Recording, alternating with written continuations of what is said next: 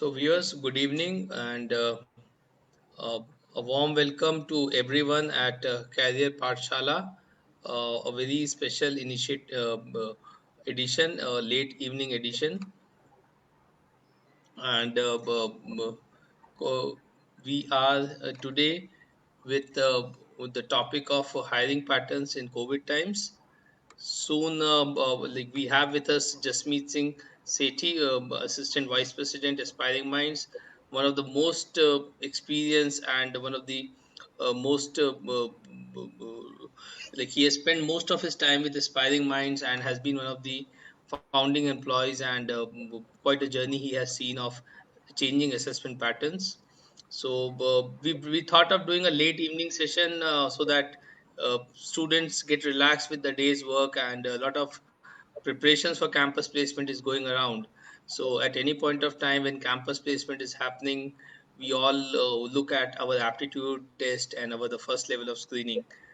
And Aspiring Mind is the leader into the assessments platform. And so we thought of having a very candid, open discussions. Jasmeet is a person who is going to take all your queries. So with this context, setting this context, I wholeheartedly welcome and thank Jasmeet for taking out his time. It's such a late evening hours.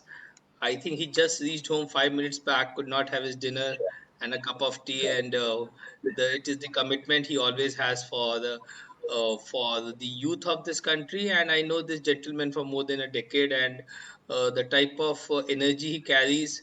I have been seeing him. I don't feel it's late 9:30 in the evening. Sure. So welcome, Jasmeet, a good Good friend, evening. a well wisher of a lot of youth and Sure.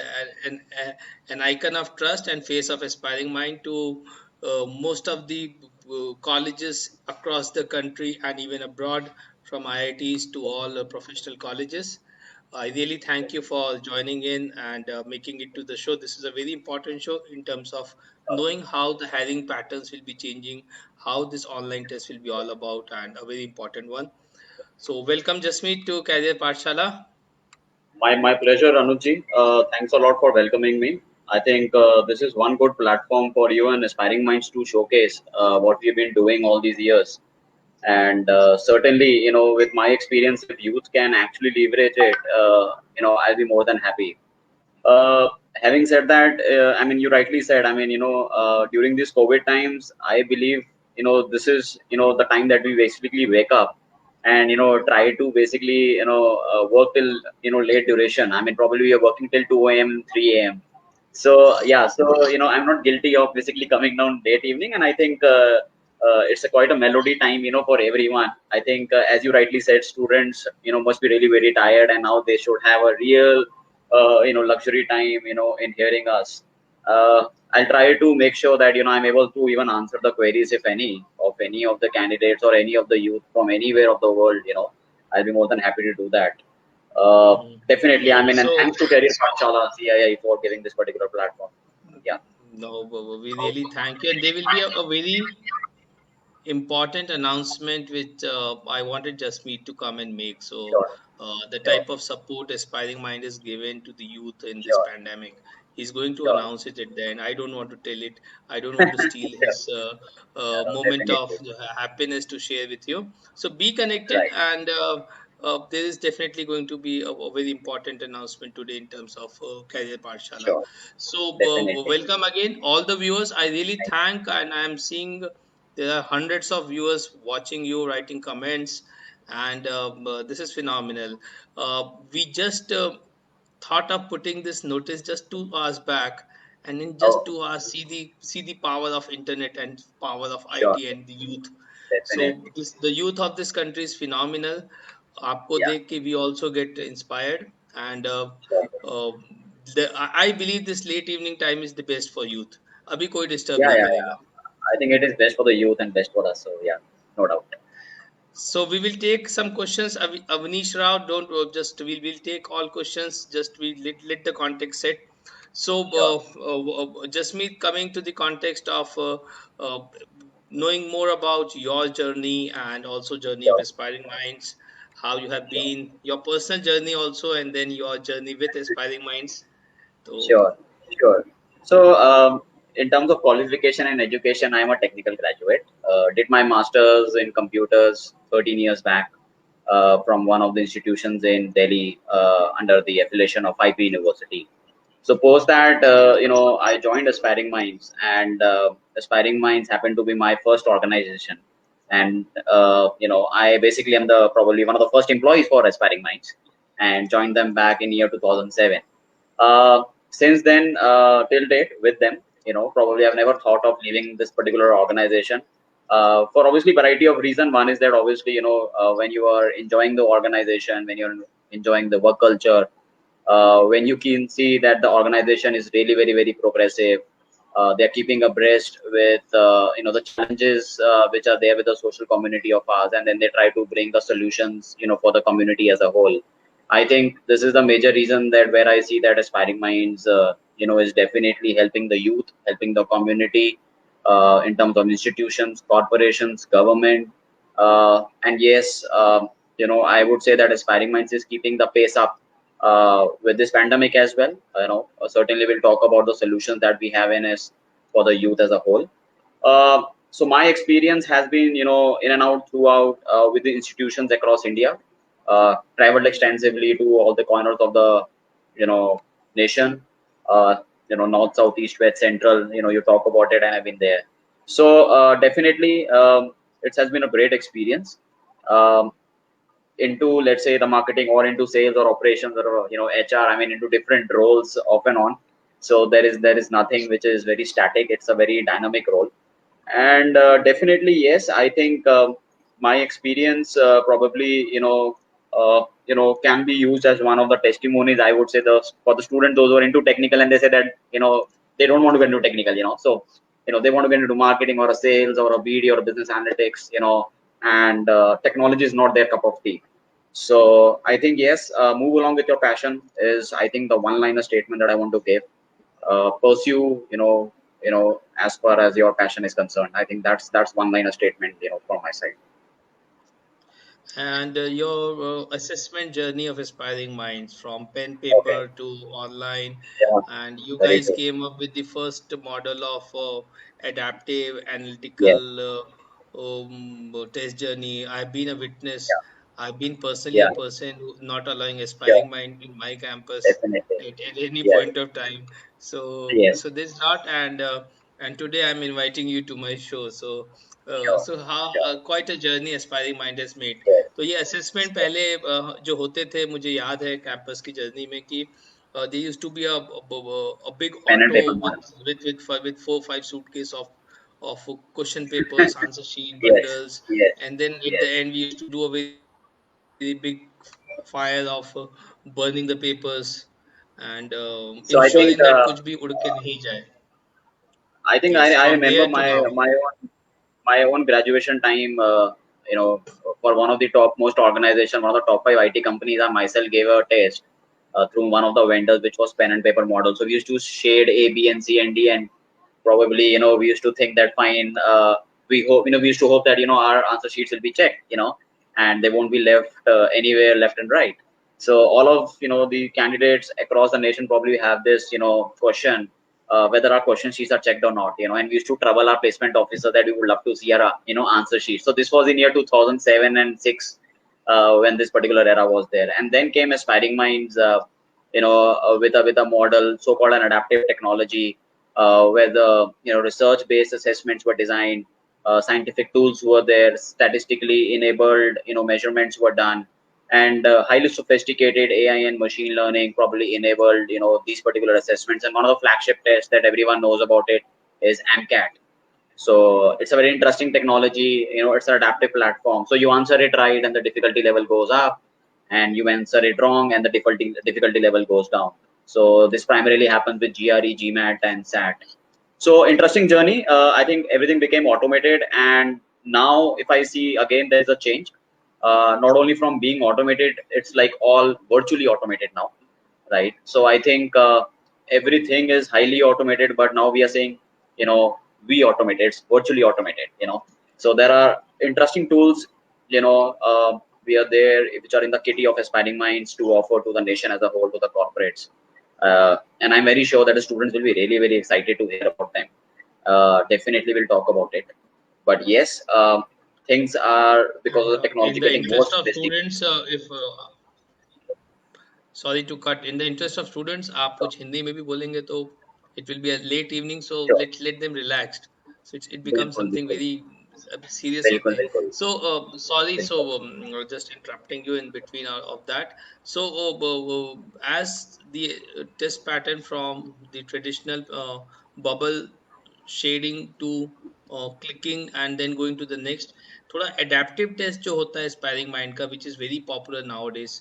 Can you give some more light into it, sir? How this adaptive तो test works? Because students come out and say, "Ki, sir, I had 15 questions, I did very well." So some other says, "Ki, I only got 12 questions."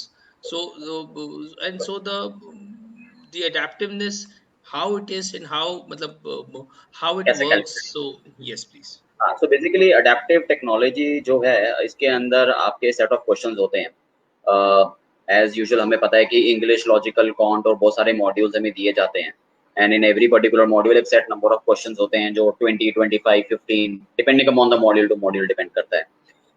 इसके अंदर जब आप एक question को answer करते हैं and अगर आपने वो आंसर सही कर दिया, तो जो नेक्स्ट क्वेश्चन होता है उसका जो डिफिकल्टी लेवल है वो बढ़ जाता है.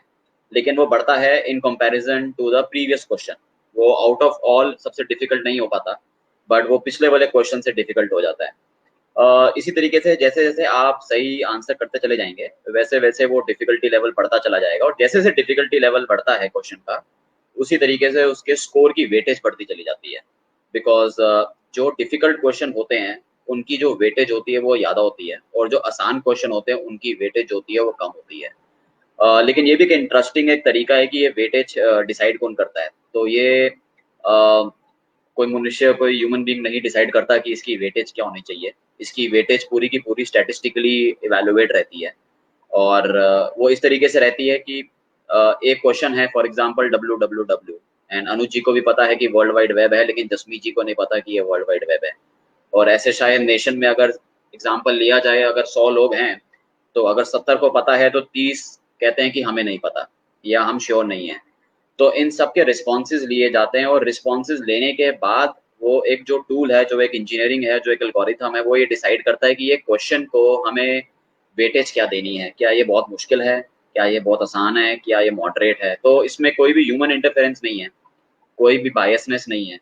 क्वेश्चन भले ही हम प्रिपेयर करते हैं, क्वेश्चन भले ही ह्यूमन बींग्स प्रिपेयर करते हैं, जो कि एक कॉर्पोरेट इंडस्ट्री से क्यूरेटेड रहते हैं, बट जो स्कोरिंग है और जो पैटर्न है और जो इवैल्यूएशन है वो सारा का सारा स्टैटिस्टिकली ड्रिवन है, जो कि बहुत ही सोफिस्टिकेटेड और एल्गोरिथम बेस्ड है. और क्योंकि इसमें एमएल और एआई इन्वॉल्व है, तो सिस्टम स्मार्ट होता चला गया है डे बाय डे.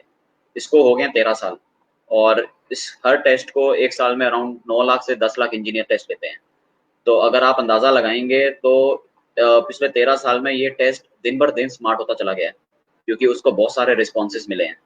और जितना ये स्मार्ट होगा उतना ये रोबस्ट हो जाएगा. तो इस तरीके से अडेप्टिव टेक्नोलॉजी इम्प्लीमेंटेड रहती है. और जब बच्चे लोग ये कहते हैं कि टेस्ट बहुत आसान हो गया, बहुत इजी था टेस्ट, इसका मतलब चांसेस ये हैं कि उसको बहुत सारे क्वेश्चन आसान मिले थे, क्योंकि उसने काफ़ी क्वेश्चंस गलत करे थे. तो हमें ये नहीं समझना चाहिए कि टेस्ट आसान था और हमारा स्कोर बहुत अच्छा आ जाएगा, क्योंकि उसका उल्टा भी हो सकता है. जबकि अच्छे स्कोर्स भी आते हैं, लेकिन मोरलेस बच्चों को कभी कॉन्फिडेंट नहीं होना चाहिए इसमें कि बहुत आसान टेस्ट था और मेरा स्कोर तो बहुत अच्छा आ जाएगा. इसमें कोई टॉपर नहीं होता. So what is one message? जैसे क्या होता है, and your test is like you have to attempt and then you go to the next question. So viewers, ये जो aspiring mind का test है is preferred by most of the bulk recruiter, premium, product, IT, core companies and everyone. तो most of the time कभी आप test देंगे, हो सकता है आपको एस्पायरिंग माइंड का लोगो नहीं दिखे, क्योंकि because when they work for a corporate वो बोलते हैं हमारा लोगो लगाइए. जैसे I am using a software in which YI का लोगो लगा है, but this software is a purchase software. So similarly, when you will be attempting such questions which is adaptive and very curated and AI ML based, एक question ये है, question वो है, तो आप समझ जाइए एस्पायरिंग माइंड का टेस्ट है. तो जसमीत जी, इसमें क्या होता है कि जैसे मैंने टेस्ट दिया एंड सडनली एक क्वेश्चन मुझे मेरे हिसाब से लग रहा है बहुत कठिन है, और हो सकता है वो इन जनरल एक एवरेज क्वेश्चन हो, और मुझे लगता हाँ ये बहुत कठिन क्वेश्चन है, तो हो सकता है इस क्वेश्चन पे 5 मार्क्स का वेटेज है। मान लीजिए हर क्वेश्चन पे 2 मार्क्स का वेटेज है, तो probably it's a difficult question, so it's a 5 marks weightage. So I spend quite amount of time, then I go to the next question. तो वो मुझे आसान मिलता है, कठिन भी मिलता है। कभी कभी ऐसा भी होता है सही आंसर कर रहे हो तो भी लेवल बढ़ जाता है कठिनाई का, बिल्कुल। गलत आंसर कर रहे हो तो भी लेवल बढ़ जाता है। So it's as Jasmeet said, it's very adaptive. It they also calculate the response, कि अगर एक क्वेश्चन को करने में बेस्ट टाइम 4 सेकेंड लगा, अगर किसी ने 4 सेकेंड से पहले कर दिया, 10 सेकेंड से पहले कर दिया, तो डेफिनेटली उसने कुछ ना कुछ मैल प्रैक्टिस की है। So that I think type sir of इसमें एक इम्पोर्टेंट यस फैक्टर प्लीज। जो एक ऑनलाइन टेस्ट में रहता है वो रहता है टाइम मैनेजमेंट। आई थिंक जिसको आप भी आई थिंक पॉइंट आउट कर रहे हैं कि कोई भी ऑनलाइन टेस्ट जब होता है तो पूरा ट्रिक होता है प्रॉब्लम सॉल्विंग टेक्निक पे। एचसीएफ और एलसीएम का एक सोल्यूशन आप भी निकाल सकते हैं, मैं भी निकाल सकता हूँ, लेकिन शायद आप उसको 2 सेकंड में कर देंगे और मेरे को 2 मिनट लगेंगे। तो जो टेक्निक जो आपकी थी जिससे आपने आंसर 2 सेकंड के अंदर निकाल दिया, आई थिंक वो टेक्निक जानना बहुत इंपॉर्टेंट है। बिकॉज हर एक ऑनलाइन टेस्ट में चाहे वो हमारा हो चाहे वो किसी और का भी हो, क्योंकि कॉलेज के बच्चे ऑनलाइन भी बहुत प्रैक्टिस करते हैं ऑनलाइन टेस्ट को। और हर कॉलेज, आप जैसे आपके कॉलेज में बड़ा ही प्रोग्रेसिवली मैंने आपका सिस्टम देखा है कि आप बहुत प्रैक्टिस करवाते हैं बच्चों को। तो इन पूरी प्रैक्टिस की एक इक्लिप्स में I think what is very important is time management. Because एक फैक्टर जो मैंने देखा है बच्चे के सक्सेस होने में, वो टाइम फैक्टर का बहुत इंपॉर्टेंट फैक्टर है। तो क्या मैं एक क्वेश्चन को 1 मिनट के अंदर सॉल्व कर सकता हूँ, क्योंकि कई बार 20 क्वेश्चन दिए जाते हैं कुछ अराउंड 25 मिनट में करने के लिए। तो क्या मैं एक एवरेज मेंटेन कर सकता हूँ हर एक क्वेश्चन को आंसर करने के लिए? तो आई थिंक ये एक बहुत बड़ा फैक्टर है कि क्या मैं अपने क्वेश्चन की स्पीड, आंसर की स्पीड, इवैल्यूएशन की स्पीड, उसकी प्रॉब्लम सॉल्विंग टेक्निक की स्पीड को मेंटेन करते हुए पूरा मॉड्यूल अटेम्प्ट कर सकता हूँ कि नहीं कर सकता हूँ। तो टाइम मैनेजमेंट आई थिंक मेरे लिए बहुत बड़ा इंपॉर्टेंट एक क्राइटेरिया रहेगा। एंड क्योंकि इसमें आप दोबारा वापस पीछे नहीं जा सकते हैं। तो आपने एक बार अगर आंसर कर दिया और आप अगले क्वेश्चन पे आ गए हैं, तो आप ये नहीं बोल सकते कि अरे शेट मैंने गलती कर दी, मेरे को पीछे जाना है। तो एक बार आपने आंसर कर दिया तो आपने कर दिया, फिर आप आगे चले गए हैं, तो इसमें कोई गलती की चूक नहीं है। तो इसलिए बहुत जरूरी है कि आपका टाइम मैनेजमेंट भी सही हो, आपकी प्रॉब्लम सॉल्विंग टेक्निक भी सही हो, और एंड ऑफ द डे आप आंसर सही कर रहे हैं। सो जो एडेप्टिव टेस्ट है व्यूअर्स के सरल भाषा में, कि this may come, the first question can be of any type. आपको लगता है आसान है, हो सकता है वो कठिन है। आपका अगर आईक्यू अच्छा है, आपकी प्रैक्टिस अच्छी है, हो सकता है आपको कठिन लग रहा है, वो एक एवरेज क्वेश्चन है। हर क्वेश्चन के अलग वेटेज होते हैं। और ये हम सिर्फ एस्पायरिंग माइंड के टेस्ट की बात नहीं कर रहे हैं। सर ने बोला है कि कोई भी टेस्ट पैटर्न आए, हमें time management is the key. आपको 60 मिनट्स में या 40 मिनट्स में, डिपेंडिंग अपॉन योर असेसमेंट, जो भी आप बैठ रहे हैं, 40 to 60 मिनट्स में आपको कुछ 40 to 60 क्वेश्चंस, 50 क्वेश्चंस अटेम्प्ट करने पड़ते हैं। कभी कभी 35 क्वेश्चंस ही अटेम्प्ट करने पड़ते हैं। बट बिल्कुल। अगर आप, it's all about how much you practice and reduce the time, so that like English है, वर्ड है, इसमें आप आंसर वही होगा। 4 ऑप्शन से 4 में से एक आंसर होगा। आप कितना भी उसका सिनोनिम में कितना भी सोचोगे, वो सिनोनिम चेंज नहीं होगा। It is just a click. It hardly takes right. 2 seconds कि वो सिनोनिम बन रहा है तो बनेगा, नहीं तो तुक्का ही मारना है आपको। उसमें कुछ नहीं कर सकते कि आप उसको 10 मिनट सोचोगे इसका सिनोनिम क्या होगा, बिकॉज वो नहीं काम आएगा। हाँ, मैथ्स में आप कुछ उसको प्लस माइनस करके कुछ टाइम लगा सकते हो। And what at times it happens that you spend lot of time in the initial questions, and then when you start scoring good, and there can be more questions, so you miss out on lot of questions. So you have to understand, once you see a question, as per my experience of, कि आप एक question को देखिए हो सकता है या नहीं हो सकता है। हो सकता है मैं कर सकता हूँ तो उस पर टाइम लगाइए, नहीं तो जय श्री कृष्ण, आगे बढ़िए। So that and that is known to you. Suppose I have not read permutation and combination, and some question has come for permutation and combination. I don't know even the formula. So there's no point of putting my time into it and just wasting it. It's better to mark anything and go ahead, कि कुछ आगे बिल्कुल। बढ़ते हैं। बिल्कुल। अगला question बिल्कुल। Obviously आपने उसको गलत किया होगा, तो अगला क्वेश्चन परमुटेशन कॉम्बिनेशन की जगह वो प्रॉफिट एंड लॉस से पूछ लेगा। अब आपने प्रॉफिट आसान। एंड लॉस भी नहीं पढ़ा है, तो फिर उसमें जसमीत जी और मैं भी आपका कुछ नहीं कर सकते। So in that case time management is important. जो आपको बन रहा है उस पर टाइम दीजिए, अटेम्प्ट करिए। कठिन क्वेश्चन है, अटेम्प्ट करिए, हो सकता है उसका 5 मार्क्स का आंसर है। पहला क्वेश्चन आपसे नहीं बना, आप पैनिक करते हो, because I have seen people they said कि सर आंखों के आगे अंधेरा छा गया था। तो द नेक्स्ट क्वेश्चन आएगा, हो सकता है वो भी आपसे नहीं बने। आई उसके थिंक सर बाद ये हो वही सकता है, फिलोसफी ये वही अच्छा। फिलोसफी है जब हम अपने पढ़ाई में कुछ टॉपिक उठाते थे रिवीजन के लिए, और हम वही रिवीजन करते थे जो आता था, और कभी भी वहां नहीं जाते जहाँ पे नहीं आता। तो हमेशा हमारा रिवीजन का जो पैटर्न रहा है हमेशा वही रहा है जो हमें आता था, क्योंकि वहीं पे हम सबसे ज्यादा कंफर्टेबल रहते हैं। तो आई थिंक ये सब फिलोसफी चेंज करनी पड़ेगी। आई थिंक पहले वो चीज उठानी पड़ेगी जहाँ पे हम कि हमारी प्रैक्टिस ज्यादा नहीं है या हमारे को कॉन्फिडेंस नहीं है। और एक बार हमारी प्रैक्टिस अच्छी हो जाएगी तो आई थिंक कोई भी ग्रे पैच या वाइट पैच नहीं रहेगा, एक कंप्लीट सिंगल स्टैटिक पैच रहेगा जहाँ पे हमें पता है कि हमें सब कुछ आता है। तो आई थिंक ये बहुत इंपॉर्टेंट है, and I think time practice से आएगा सर। प्रैक्टिस करते जाएंगे बच्चे तो आई थिंक टाइम मैनेजमेंट अपने आप हो जाएगा। Very true. So the more you practice, you become more confident and you will come across कि ये क्वेश्चन किया हुआ है तो इसका मैं आंसर निकाल लूंगा, इस प्रकार से मैंने निकाला था, ये बन जाएगा। अगर ये क्वेश्चन बन रहा है तो फिर टाइम मत देखिए, टाइम लग भी रहा है तो कोई बात नहीं, आप लगाइए, ये हमारी एडवाइस है। और उस क्वेश्चन को सही सॉल्व करके आगे बढ़िए क्योंकि उसके मार्क्स आपको मिलेंगे। एंड बिल्कुल। इंग्लिश वगैरह में आप थोड़ा सा जल्दी कर सकते हैं। सेक्शनल टाइमिंग्स भी होती है कई बार कि आपको ये सेक्शन 10 मिनट का करना है, ये सेक्शन उसमें करना है। तो इंग्लिश में जैसे comprehension will take some time, read between the lines, take the questions again, come and go it ahead. थोड़ा सा comprehension becomes a challenge Jasmeet, so how sir you would, what is काफी, your suggestion for sir comprehension? एक तो general practice होती है कि students को, for example जैसे हमारे पेरेंट्स कहते थे कि बुक्स पढ़िए, न्यूज़पेपर्स पढ़िए, मैगजीन्स पढ़िए, अपने पढ़ने की आदत बढ़ाइए, सो दैट जब बच्चे पढ़ते हैं, काफी ज्यादा लिटरेचर पढ़ते हैं, नॉवेल्स पढ़ते हैं या कॉमिक्स पढ़ते हैं, जो भी उनका इंटरेस्ट है sir, around cars and bikes में इंटरेस्ट है तो उसके बारे पढ़िए, बट पढ़िए और डेली एक हैबिट में एक पढ़ने की हैबिट डाल दीजिए। तो एक तो वो हैबिट जब आ जाती है, और हमारी जो रीडिंग की हैबिट होती है वो बहुत जल्दी जल्दी होना स्टार्ट हो जाती है, बिकॉज कॉम्प्रिहेंशन में अगेन हमने ये देखा है कि बच्चा पढ़ नहीं पाता पूरा पैसेज तरीके से और कॉम्प्रिहेंड नहीं कर पाता फिर उसको, क्योंकि उसने पढ़ा ही नहीं है तो वो कॉम्प्रिहेंड कैसे करेगा। और ऑनलाइन में आजकल बहुत इंटरेस्टिंग टेक्निक्स आ गई हैं जिसके थ्रू आपको ये सिखाया जाता है कि आप कैसे 10 लाइन या 15 लाइन या 20 लाइन का पैसेज को फटाफट पढ़ सकते हैं। ऐसी भी टेक्निक्स हैं जहाँ पे आपको पूरा पैसेज पूरा नहीं पढ़ना पड़ता, आप उसका फटाफट बीच बीच में से क्रक्स निकाल लेते हैं और आप समझ जाते हैं कि ये पैसेज का फ्लो कहाँ जा रहा है। तो एक तो ये है कि अपनी एक ट्रेडिशनल हैबिट ऑफ रीडिंग को इम्प्रूव करना, एंड दूसरा ये है कि जो ऑनलाइन के माध्यम से हमारे पास काफ़ी टेक्निक्स आ गई हैं कि किस तरीके से हम अपने पैसेज को जल्दी रीड कर सकते हैं, वो पैटर्न और वो टेक्निक को अडॉप्ट किया जाए with the help of technology. And I think traditionally हमें जितना हम पढ़ सकते हैं पढ़ना चाहिए।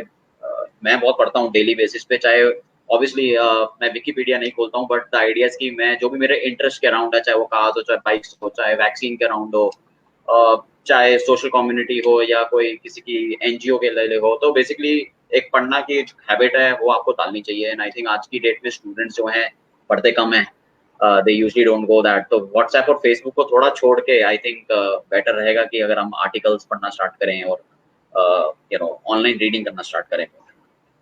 So very important message, especially for viewers who have where placements have started or they are just starting placements, कि बहुत सारी चीज़ें पढ़िए, वेरियस आर्टिकल्स, वेरियस सब्जेक्ट्स को पढ़िए। I usually find in reading comprehension कि वो मिडीवियल हिस्ट्री को पूछ लेते हैं, रोमन पॉलिटिकल पूरा जो सिस्टम था उस पे पूछ लेते हैं जो आपने शायद सालों पहले पढ़ के छोड़ दिया होगा। बिल्कुल। माइक्रोबायोलॉजी में वो I remember one of the very premium bulk recruiter. They are into microbiologies and they ask on germs and bacteria and ribosomes. And there are two types of passages. One is a long passage जिसको देख के ही पसीना निकल जाता है, और एक छोटा सा पैसेज। तो आदमी कई बार धोखा खाता है, बोलता है बहुत लंबा है, इसको तो छोड़ो, छोटे वाले को पकड़ते हैं। छोटा वाला सर पैसेज आजकल वो दिखने में छोटा आजकल होता है बट उसके क्वेश्चन ऐसे होते हैं कि इसको पढ़ के आपने क्या समझा। और बड़े पैसेज में सर सीधे वो आजकल पूछते के हैं ये क्या है, आप ढूंढो और बता दो। And sir your interestingly comments आजकल ऑन के दिस? जो, हाँ सर, आजकल के जो इंटरेस्टिंगली असेसमेंट के जो पैटर्न्स हैं उसमें मैं यहाँ पे एक चीज बताना चाहूंगा कि टेक्नोलॉजी के लेवल पे अब आजकल ऑडियो पैसेजेस आने स्टार्ट हो गए हैं, ऑडियो कॉम्प्रिहेंशन पैसेजेस और वीडियो पैसेजेस। तो फॉर एग्जांपल आपको एक वीडियो दिखाई जाएगी और आपको पूरी वीडियो एज एन असेसमेंट देखनी है और उसके बाद आपको उसका इंटरप्रिटेशन डाल के ऑप्शन चूज करनी है। तो इसमें मैं ये कहूंगा कि इसमें जो अटेंशन टू डिटेल है, जो डिटेलिंग है, हो सकता है वीडियो में कुछ लेफ्ट में ऐसा हो या राइट में ऐसा हो और आप डायलॉग पे फोकस कर रहे हो सिर्फ। तो हो सकता है कि एनवायरमेंटली उसने कुछ ऐसा क्वेश्चन पूछ लिया जो आपने नहीं देखा, तो आप कितना अटेंटिवली उसको देख रहे हैं और कितना आप सुन रहे हैं। तो आजकल ऑडियो वीडियो की हेल्प ली जा रही है। मैं ये कहूँगा कि ये पैसेजेस को पढ़ना आने वाले टाइम में और सिंप्लीफाई हो जाएगा। बट बच्चों का जो फ़ोकस है वो इंक्रीज़ होना बहुत ज़रूरी है, और बच्चों का फ़ोकस जो है in not only in reading, not only in writing, but even in listening and even in watching बहुत इम्पोर्टेंट है सर। So English assessment का जो standard practices is for that you should write English, you should read English, you should speak English and you should hear English. IELTS के exam या ये standard exams यही कहते हैं. So बिल्कुल, the assessment is बिल्कुल। moving towards it. And जो मैंने बात की, एक girl has also commented on French history, उसको आया था. तो आइडिया ये है कि जो चीज आप नहीं पढ़ते हैं उससे कुछ पूछा जाए तो आप कितनी जल्दी उसको समझ सकते हैं, कि आपका प्रेजेंस बिल्कुल, ऑफ माइंड, आप किसी चीज को कितनी जल्दी ग्रास्प कर सकते हैं. सपोज बिल्कुल। समथिंग ऑन क्लॉथ मेकिंग पे उन्होंने दे दिया. So it is nothing that sure, cloth making is going to help you in campus, but you have never sure, probably read about cloth making. So the sure. idea is very important. Comprehension आप जितना पढ़ेंगे ना, तो varied subject, आज आप history पढ़ रहे तो कल ज्योग्राफी उठाइए, कल एनिमल्स के बारे में पढ़िए, आप बिल्कुल, स्पेस के बारे में पढ़िए, आप एनीथिंग क्लॉथ के बारे में पढ़िए, कुछ क्रिमिनल और या लॉ के बारे में पढ़िए. इससे क्या होगा ना कि आपको अलग अलग चीजों के बारे में you can get all flavors so that anything comes new. Because अभी मैं बिल्कुल। आपको अगर अटॉर्नी और लॉ और पेटेंटिंग और उसमें ऐसे कुछ कुछ चीजें दे देंगे तो आप बोलेंगे भाई ये क्या पूछ लिया, ये तो अटॉर्नी और पता नहीं लॉ पूछ रहा है. So it is all because that is not known to you, it is something a sure, surprise. And इसकी sure, preparation, I think you should be very confident and attempting this sure. comprehension passage. So we बिल्कुल। are sorry, I went more into comprehension.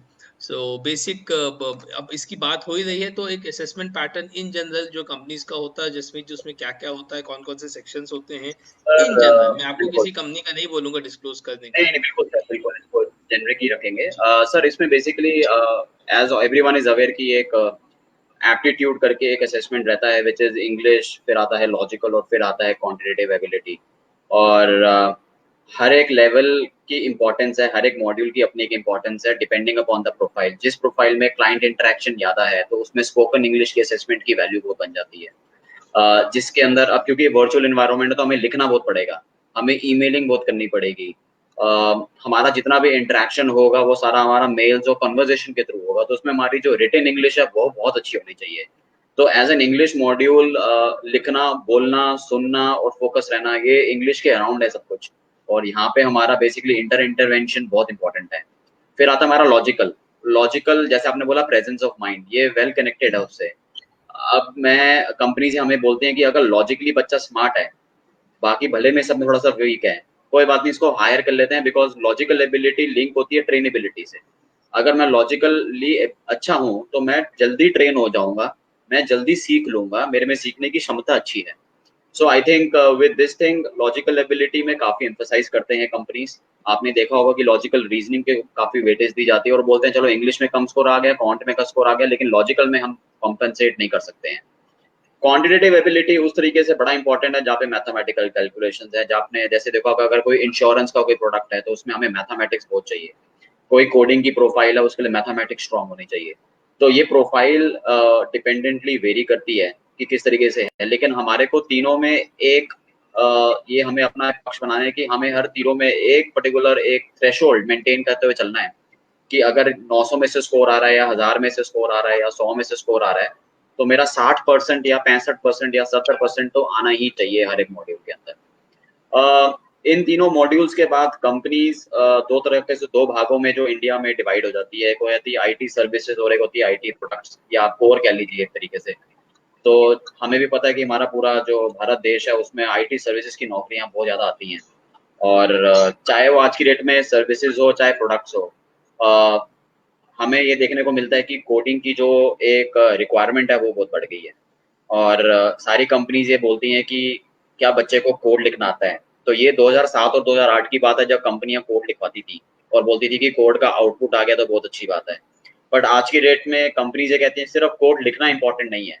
अगर आपने 5000 line का code लिख लिया तो आप ये मत समझिए कि आपको कोडिंग आती है, या आपने 10,000 का कोड लिख लिया तो वो तो प्रैक्टिस है। बट क्या आप अपनी कोडिंग में एफिशिएंसी कैलकुलेट कर सकते हैं? क्या आपको ये पता है कि टाइम कॉम्प्लेक्सिटी कैसे आती है? तो ये बहुत ज़रूरी है जानना एक बच्चे के लिए कि क्या वो एफिशिएंटली कोड कर रहा है कि नहीं कर रहा, और अगर उसका लॉजिक सही है तो एस्पायरिंग माइंड्स के माध्यम से उसको एक स्कोर मिलता है जो कि उसको लॉजिकल, उसका अगर राइट है तो उसको स्पेसिस पे स्कोर मिल जाता है, भले ही उसका आउटपुट ना आए। तो ऐसे भी कोड्स होते हैं जो शायद आउटपुट नहीं आ रहा बिकॉज मैंने सिंटेक्स में गलती कर दी, शायद मैंने कॉमा नहीं लगाया या मैंने सेमीकोलन नहीं लगाया, बट मेरा लॉजिक सही था।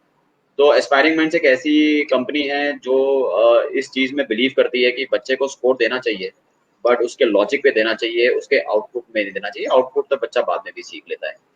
अ, अब जिस तरीके से हम एडवांस जा रहे हैं, मैंने अंग्रेजी की बात करी, लॉजिकल की बात करी, गणित की क्वांट की बात कर ली, एंड उसके बाद हमने प्रोग्रामिंग की बात करी।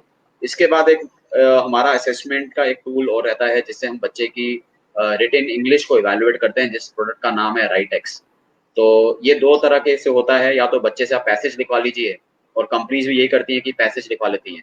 और आजकल एक नया ट्रेंड स्टार्ट हो गया बिकॉज कोविड के टाइम पे ये बट ऑब्वियस था, तो जो हमें लग रहा था होगा वो है कि आप ईमेल लिखवा लीजिए, क्योंकि ईमेल के अंदर थोड़ी-सी और ज़्यादा सोफिस्टिकेशन चाहिए कि मैं कैसे डियर सर लिख रहा हूँ, मैं कहाँ पे थैंक यू लिख रहा हूँ, और क्या मेरी ईमेल बहुत लंबी है, क्योंकि कई बच्चे ईमेल ऐसे लिख देते हैं कि वो पैसेज ही बन जाता है। तो email short, crisp, to the point होनी चाहिए, और उसका जो सैल्यूटेशन है वो एकदम बैठना चाहिए। तो ये बहुत इंपॉर्टेंट है। तो आजकल कंपनीज ने बोला है कि राइटेक्स का आप एक ईमेल वर्जन निकाल लीजिए, वो जो निकल चुका है, और ईमेल लिखवाइए बच्चे से।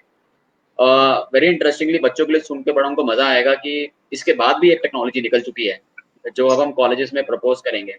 वो ये है कि हम एक रियल टाइम इन्वायरमेंट देंगे बच्चे को, और उसके अंदर ईमेल्स चल रही होंगी, और बच्चे को सारी ईमेल्स लेफ्ट में होंगी और राइट में उसको ड्राफ्ट करना है आंसर। अब वो कौन सी ईमेल को पहले पकड़ेगा, किसको वो प्रायोरिटी में रखेगा, किसको वो डीप्रायोरिटाइज करेगा, तो उसको हम बेसिकली सिचुएशनल असेसमेंट कहते हैं, एक सिमुलेशन कहते हैं। सिमुलेशन एनवायरनमेंट में वो चला जाता है जहाँ पे उसको एक रियल टाइम एनवायरनमेंट दिखता है और वो अपनी ईमेल्स को प्रायोरिटाइज करते ड्राफ्ट करता है। तो ये 3 स्टेप्स हो सकते हैं जो कंपनी कह सकती है कि आप लिखिए पैसेज को, या ईमेल लिख दीजिए, या आप एक सिमुलेशन एनवायरनमेंट में आ जाइए, और हमें आपका ईमेल का रिस्पॉन्स देखना है कि आप किस तरीके से प्रायोरिटी करते हैं। बिकॉज हो सकता है कि मेरी ईमेल प्रायोरिटी में ना हो, बट किसी और मैनेजर की ईमेल प्रायोरिटी में हो, और वो बच्चे को समझ नहीं आ रहा कि प्रायोरिटी को कैसे मार्क करते हैं। तो ये बहुत इंपॉर्टेंट है एक बच्चे के पॉइंट ऑफ व्यू से।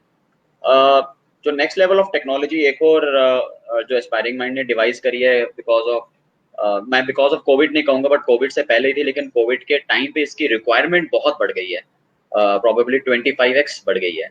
और वो ये है कि कंपनीज हमें ये पूछ रही थी कि क्या हम स्टूडेंट्स का इंटरव्यू टेक्नोलॉजी के थ्रू कर सकते हैं कि नहीं कर सकते हैं। हम कैंपस नहीं जा सकते हैं, और हमें ऐसा प्लेटफॉर्म चाहिए कि हम 20 मिनट के अंदर हज़ारों इंटरव्यू कर दें, और आपका सिस्टम भी ब्रेक ना हो, सर्वर भी ब्रेक ना हो, बैंडविड्थ भी ब्रेक ना हो, और बच्चों को भी प्रॉब्लम ना हो। तो वो टूल और वो टेक्नोलॉजी निकल चुकी है, उसका नाम है ऑटो व्यू, जो कि एक कॉर्पोरेट लैंग्वेज में जाना जाता है। और इंस्टीट्यूट्स के लिए मॉक इंटरव्यू, दोनों एक ही प्रोडक्ट्स हैं, बट कॉर्पोरेट्स में ऑटो व्यू के नाम से जाना जाता है, और कॉलेज के इंस्टीट्यूशनल के नाम से मॉक इंटरव्यू के नाम से जाना जाता है। इसके अंदर भी दो वर्जन है, क्या मशीन इंटरव्यू लेगी कि या ह्यूमन बीइंग इंटरव्यू लेगा। अब ये कंपनी के ऊपर डिपेंड करेगा कि उसने कंपनी, डिपेंड करता है कि कंपनी बोल दे कि मशीन ले ले इंटरव्यू, और उसने क्वेश्चंस को फीड कर दिया मशीन्स के लिए, और मशीन अपने आप 20-25 मिनट में पूछ लेगी, और पूछने के बाद बेसिकली एक इवैल्यूएशन स्कोर दे देगी। लेकिन कई कंपनीज ये बोलती हैं कि हमें आपकी टेक्नोलॉजी यूज करनी है, लेकिन क्वेश्चंस हमने पूछने हैं। तो उसमें एक ह्यूमन बीइंग होगा, एक फिजिकल प्रेजेंस होएगी एक तरीके से, और आपसे क्वेश्चंस पूछे जाएंगे, उसमें चैट्स होएगी, उसमें फिर सिमुलेशन होगा, उसमें व्हाइट बोर्ड होगा, और इंटरव्यूअर ये चाहेगा कि वो कॉम्प्लिकेट करे अपने क्वेश्चंस को और वो क्वेश्चंस पूछे। But yes, there is one thing for very sure, machines are not bias. Usually मेरे टाइम पे ऐसा होता था, जब हम इंटरव्यू देके निकलते रहते थे तो हम कंप्लेंट करते थे प्लेसमेंट ऑफिसर से कि ये तो बायस है, ये तो इसको जानते होंगे। हमारा तो सबसे रात को इंटरव्यू हुआ, हमें तो 10 मिनट मिला, जो सुबह बैठा था उसको 1 घंटा मिला। तो ये हम ऐसी कंप्लेंट लेके पहुंच जाते थे प्लेसमेंट ऑफिसर के पास, क्योंकि कहीं ना कहीं हमें पता था हमारा सिलेक्शन होना नहीं है, तो कंप्लेंट ही लेके चले जाते हैं। बट आई थिंक अब ये सब कुछ हट जाएगा, क्योंकि अब कोई बायसनेस नहीं है, सब कुछ साइंटिफिकली इवेलुएटेड है, सबको सेम टाइम मिलेगा, किसी के लिए सुबह, किसी के लिए रात, किसी के लिए शाम नहीं है। और ये बहुत रिलायबल है, ये बहुत स्केलेबल है। मैं 20 मिनट के अंदर हजारों क्या लाखों इंटरव्यू हम कर सकते हैं। तो ये टेक्नोलॉजी के माध्यम से आई थिंक बच्चों को एक बहुत बेनिफिट पड़ेगा। इसमें आप कैसे दिखते हैं, कितने सुंदर हैं या कितने स्मार्ट है, उससे कोई फर्क नहीं पड़ता। आपने क्या पहना है, आप कैसे लग रहे हैं, आप कहाँ बैठे हैं, नहीं पता चलता। हाँ, आपका एक्सप्रेशन, आपका इमोशन, आपका बॉडी पोस्चर, आप कितना आगे झुक रहे हैं, कितना लेफ्ट जा रहे हैं, कितना राइट जा रहे हैं, कितना स्लाउच कर रहे हैं, ये सारा बहुत इवेल्युएट रहता है, इवेल्युएशन रहती है। और इंटरव्यूअर पूरा आपका 20 मिनट का इंटरव्यू दोबारा दे सकता है मशीन के माध्यम से। और इसमें इंटरव्यूअर खुद भी क्वेश्चन पूछ सकता है ऑन द फ्लाई। वो हमारी लाइब्रेरी यूज कर सकता है क्वेश्चंस की, या अपनी उसकी खुद की लाइब्रेरी होएगी तो वो उससे पूछ सकता है। तो ये कुछ ऐसे माध्यम से आज की डेट में इंटरव्यूज हो रहे हैं। और अभी हमने रिसेंटली एक टूल और रिलीज कर रहे हैं हम, जो आई थिंक 15 अगस्त को रिलीज हो जाएगा, जिसका नाम है स्मार्ट मीट। और ये इंस्टीट्यूट्स के लिए है, जिसमें आप जीडी कर सकते हैं, ग्रुप डिस्कशन। अब ये भी टेक्नोलॉजी के थ्रू इवैल्यूएशन हो सकती है। अब 7 लोग एक तरफ बैठे हैं और मैं इंटरव्यूअर और अनुज सर इवैल्यूएटर हैं, तो हम 10 लोग 7 बच्चों को, वो अपने घरों में बैठे हैं, लेकिन 7 बच्चों को ऐसा लगेगा कि वो सब एक साथ बैठे हैं। और इसमें सब बच्चों का इवैल्यूएशन हो जाएगा, जीडी का स्कोर आ जाता है। हर बच्चे को मैं इंडिविजुअली स्कोर कर सकता हूँ। तो ये 1 to many, many to 1, many to many और 1 to 1 सब इंटरफेस में काम करता है। तो ये सारे माध्यम से सर पूरा रिक्रूटमेंट इंडस्ट्री रीशेप लेगा। And I am very sure कि this is going to benefit for the to the community as a whole. आपने बच्चों को बहुत डराया इतनी सारी बातें बता के, कि वो अगर कॉमा लगा रहे हैं या ऐसे भी झुक रहे हैं, ऐसे भी हो रहे हैं, वो भी आप लोग चेक करेंगे।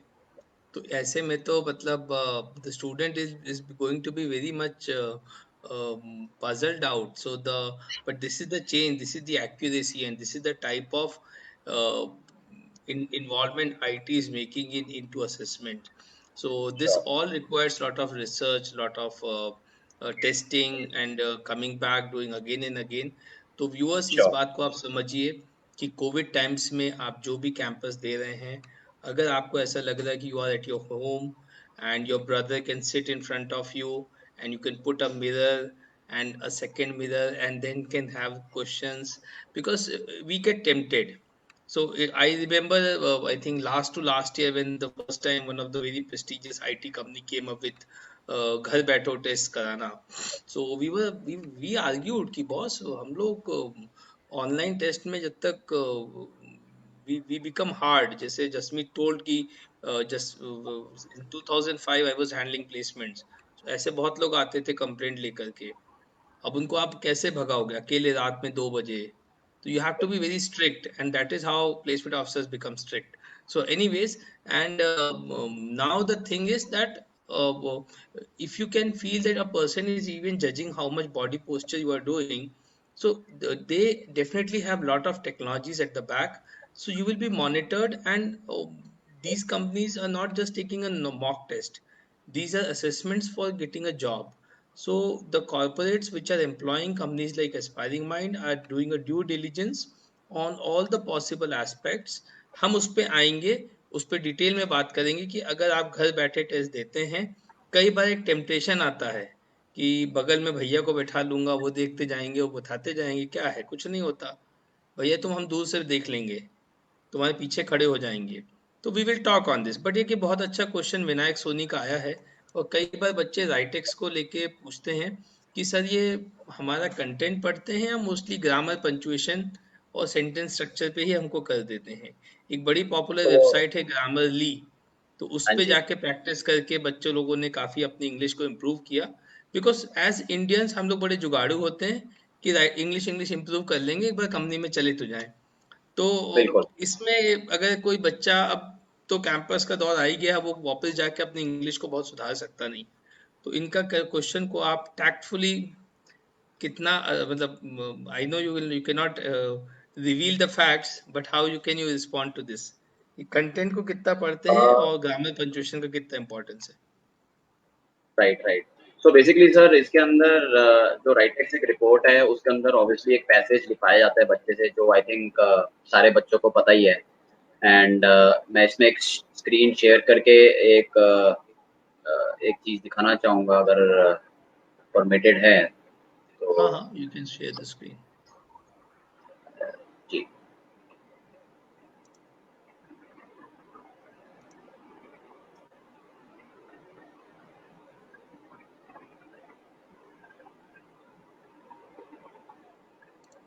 सर ये रिपोर्ट नजर आ रही है बच्चों को आपको? अब आएगी।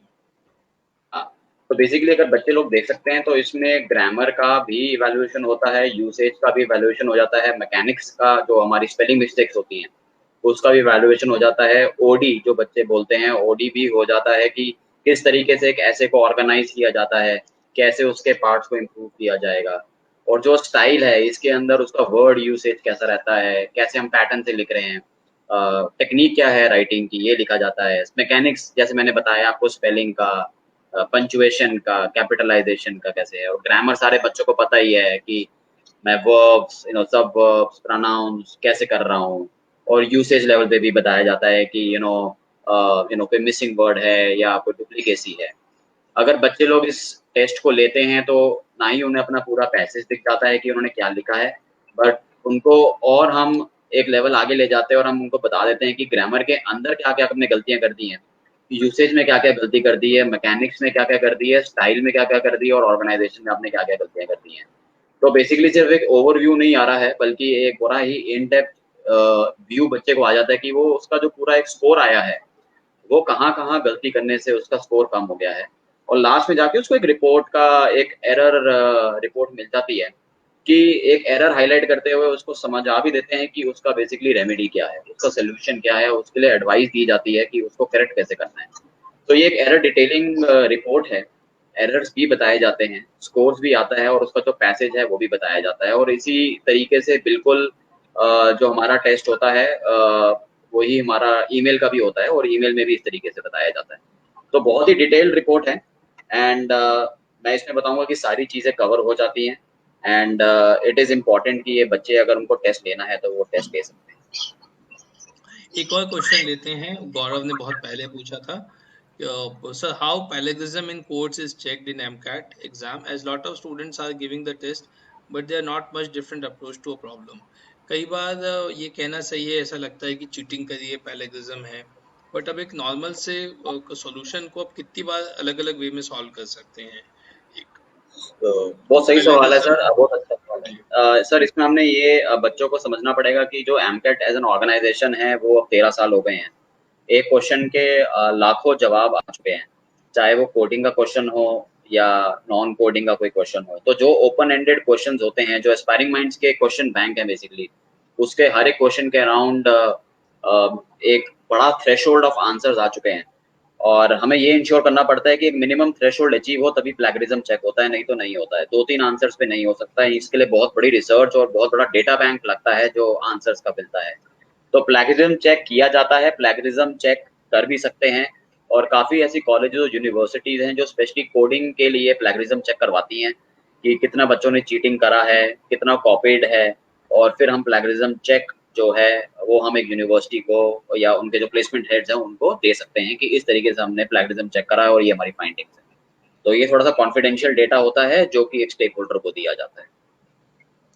सर, ये एक क्वेश्चन लेना चाहूंगा, बच्चों में बड़ा कंफ्यूजन होता है कि बैक स्पेस मत दबाना जब राइट टेक्स्ट लिखो। अगर बैक स्पेस दबा अच्छा, दिया ना तो तुम्हारा वो काउंट होगा।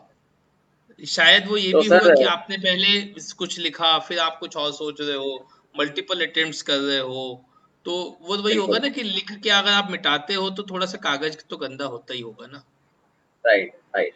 तो सर इसमें बैक स्पेस का काउंट काउंट नहीं होता, बिकॉज बेसिकली एक जो एक पैसेज लिखना है उस पर एक वर्ड लिमिटेशन है जो हमने स्टार्टिंग में इंस्ट्रक्शन में दी जाती है कि 900 वर्ड है या 1200 वर्ड है, बच्चे को उसी वर्ड के अंदर लिखना पड़ता है। तो बैक स्पेस में इसका कोई कंसिडरेशन नहीं है, बच्चों को कोई टेंशन लेने की नीड नहीं है।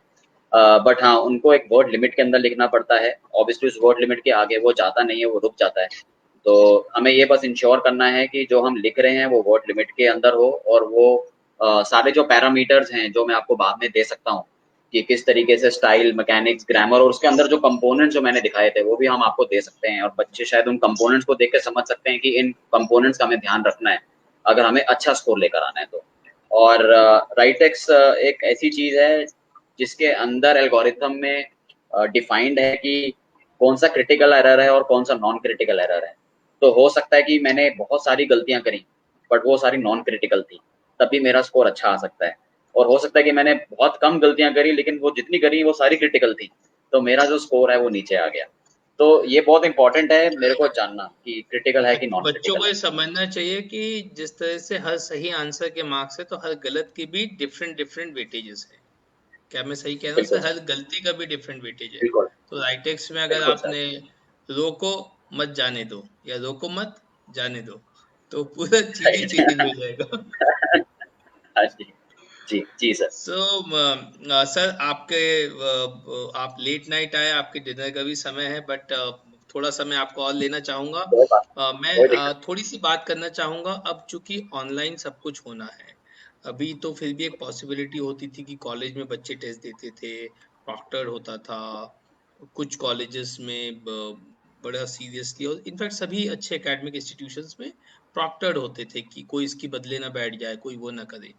तो ऐसे समय में जब बच्चे घर से टेस्ट देंगे तो मैं प्रॉक्टरिंग पे थोड़ी सी आपसे बात करना चाहूंगा, क्योंकि एक लूज एंड बच्चा थोड़ा सा इस बार ये भी कैजुअल हो गया है कि अरे घर से टेस्ट देना है, we will manage it, we don't have to go to college and I will help, you will help, और मुझे फोन लगा के पूछ लेना, या एक लैपटॉप पे डबल स्क्रीन शेयर कर लेंगे। सो हम लोग क्या मतलब, rather than putting efforts on solving, we are becoming very innovative in how we sure. can come up with solutions। तो एक तो उस पे थोड़ा सा प्रकाश डालिए कि ऑनलाइन टेस्ट की जो सिक्योरिटी फीचर्स कैसे होते हैं, ताकि बच्चों की वो जो मिथ है, वो सोच है, वो प्लीज की अगर वो कुछ कर सकते हैं तो वो भी बता दीजिए कि हाँ आप इस तरीके से कर सकते हैं सर, तो। Sir as an technology organisation हम हमेशा से चाहते हैं कि बच्चे डेफिनेटली कुछ ऐसी जैसे कहते हैं खुराफाती चीज कर दें, क्योंकि जब तक वो नहीं करेंगे तब तक बग क्रिएट नहीं होगा। और जब बग क्रिएट होता है तो जाके फिर उसको हम डीबग करते हैं एक्चुअली।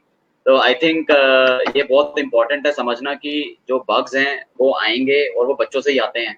और हमेशा हम बच्चों को अंडर एस्टिमेट कर देते हैं, लेकिन बच्चे को कभी अंडर एस्टिमेट हम करते नहीं है इन टेक्निकल दिस डोमेन। हम हमेशा बोलते हैं कि बच्चे होने भी स्मार्ट चाहिए, हैं भी स्मार्ट, और स्मार्टनेस हमेशा बट राइट वैल्यूज में आनी चाहिए।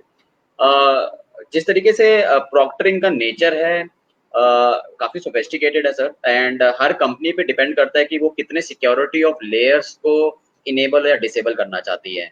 हमारे थ्रू उनको कुछ करीबन 30 से 35 ऑप्शंस मिलेंगी, और अगर उन्होंने सब कुछ ही लाइव कर दिया तो बहुत ही एक एनवायरनमेंट ऐसा क्रिएट हो जाता है जहाँ पे बच्चों को बहुत ही केयरफुल होना पड़ेगा। तो पहला फॉर एग्जांपल है कि जैसे वेब कैम जो है वो एक फोटो खींचता चला जाएगा हर 10 सेकंड के अंदर, एंड ये जो टाइम लिमिट है आप बढ़ा भी सकते हैं, कम भी कर सकते हैं। तो क्या मेरा वेब कैम फोटो खींच रहा है? हाँ खींच रहा है। 4 घंटे खींचेगा, 5 घंटे भी खींच सकता है। और वो हर 10 सेकंड खींच खींच के लास्ट में जाके 150-200 फ्रेम पकड़ा देगा कॉर्पोरेट को, और वो बताएगा कि देखो। और हमारी रिसर्च ये कहती है कि काफी बच्चे अपने वेबकैम के आगे सेलो टेप लगा देते हैं, हाथ रख देते हैं इस तरीके से। तो ये सब चीजों में बच्चे को बेसिकली डिसक्वालीफाई कर दिया जाता है।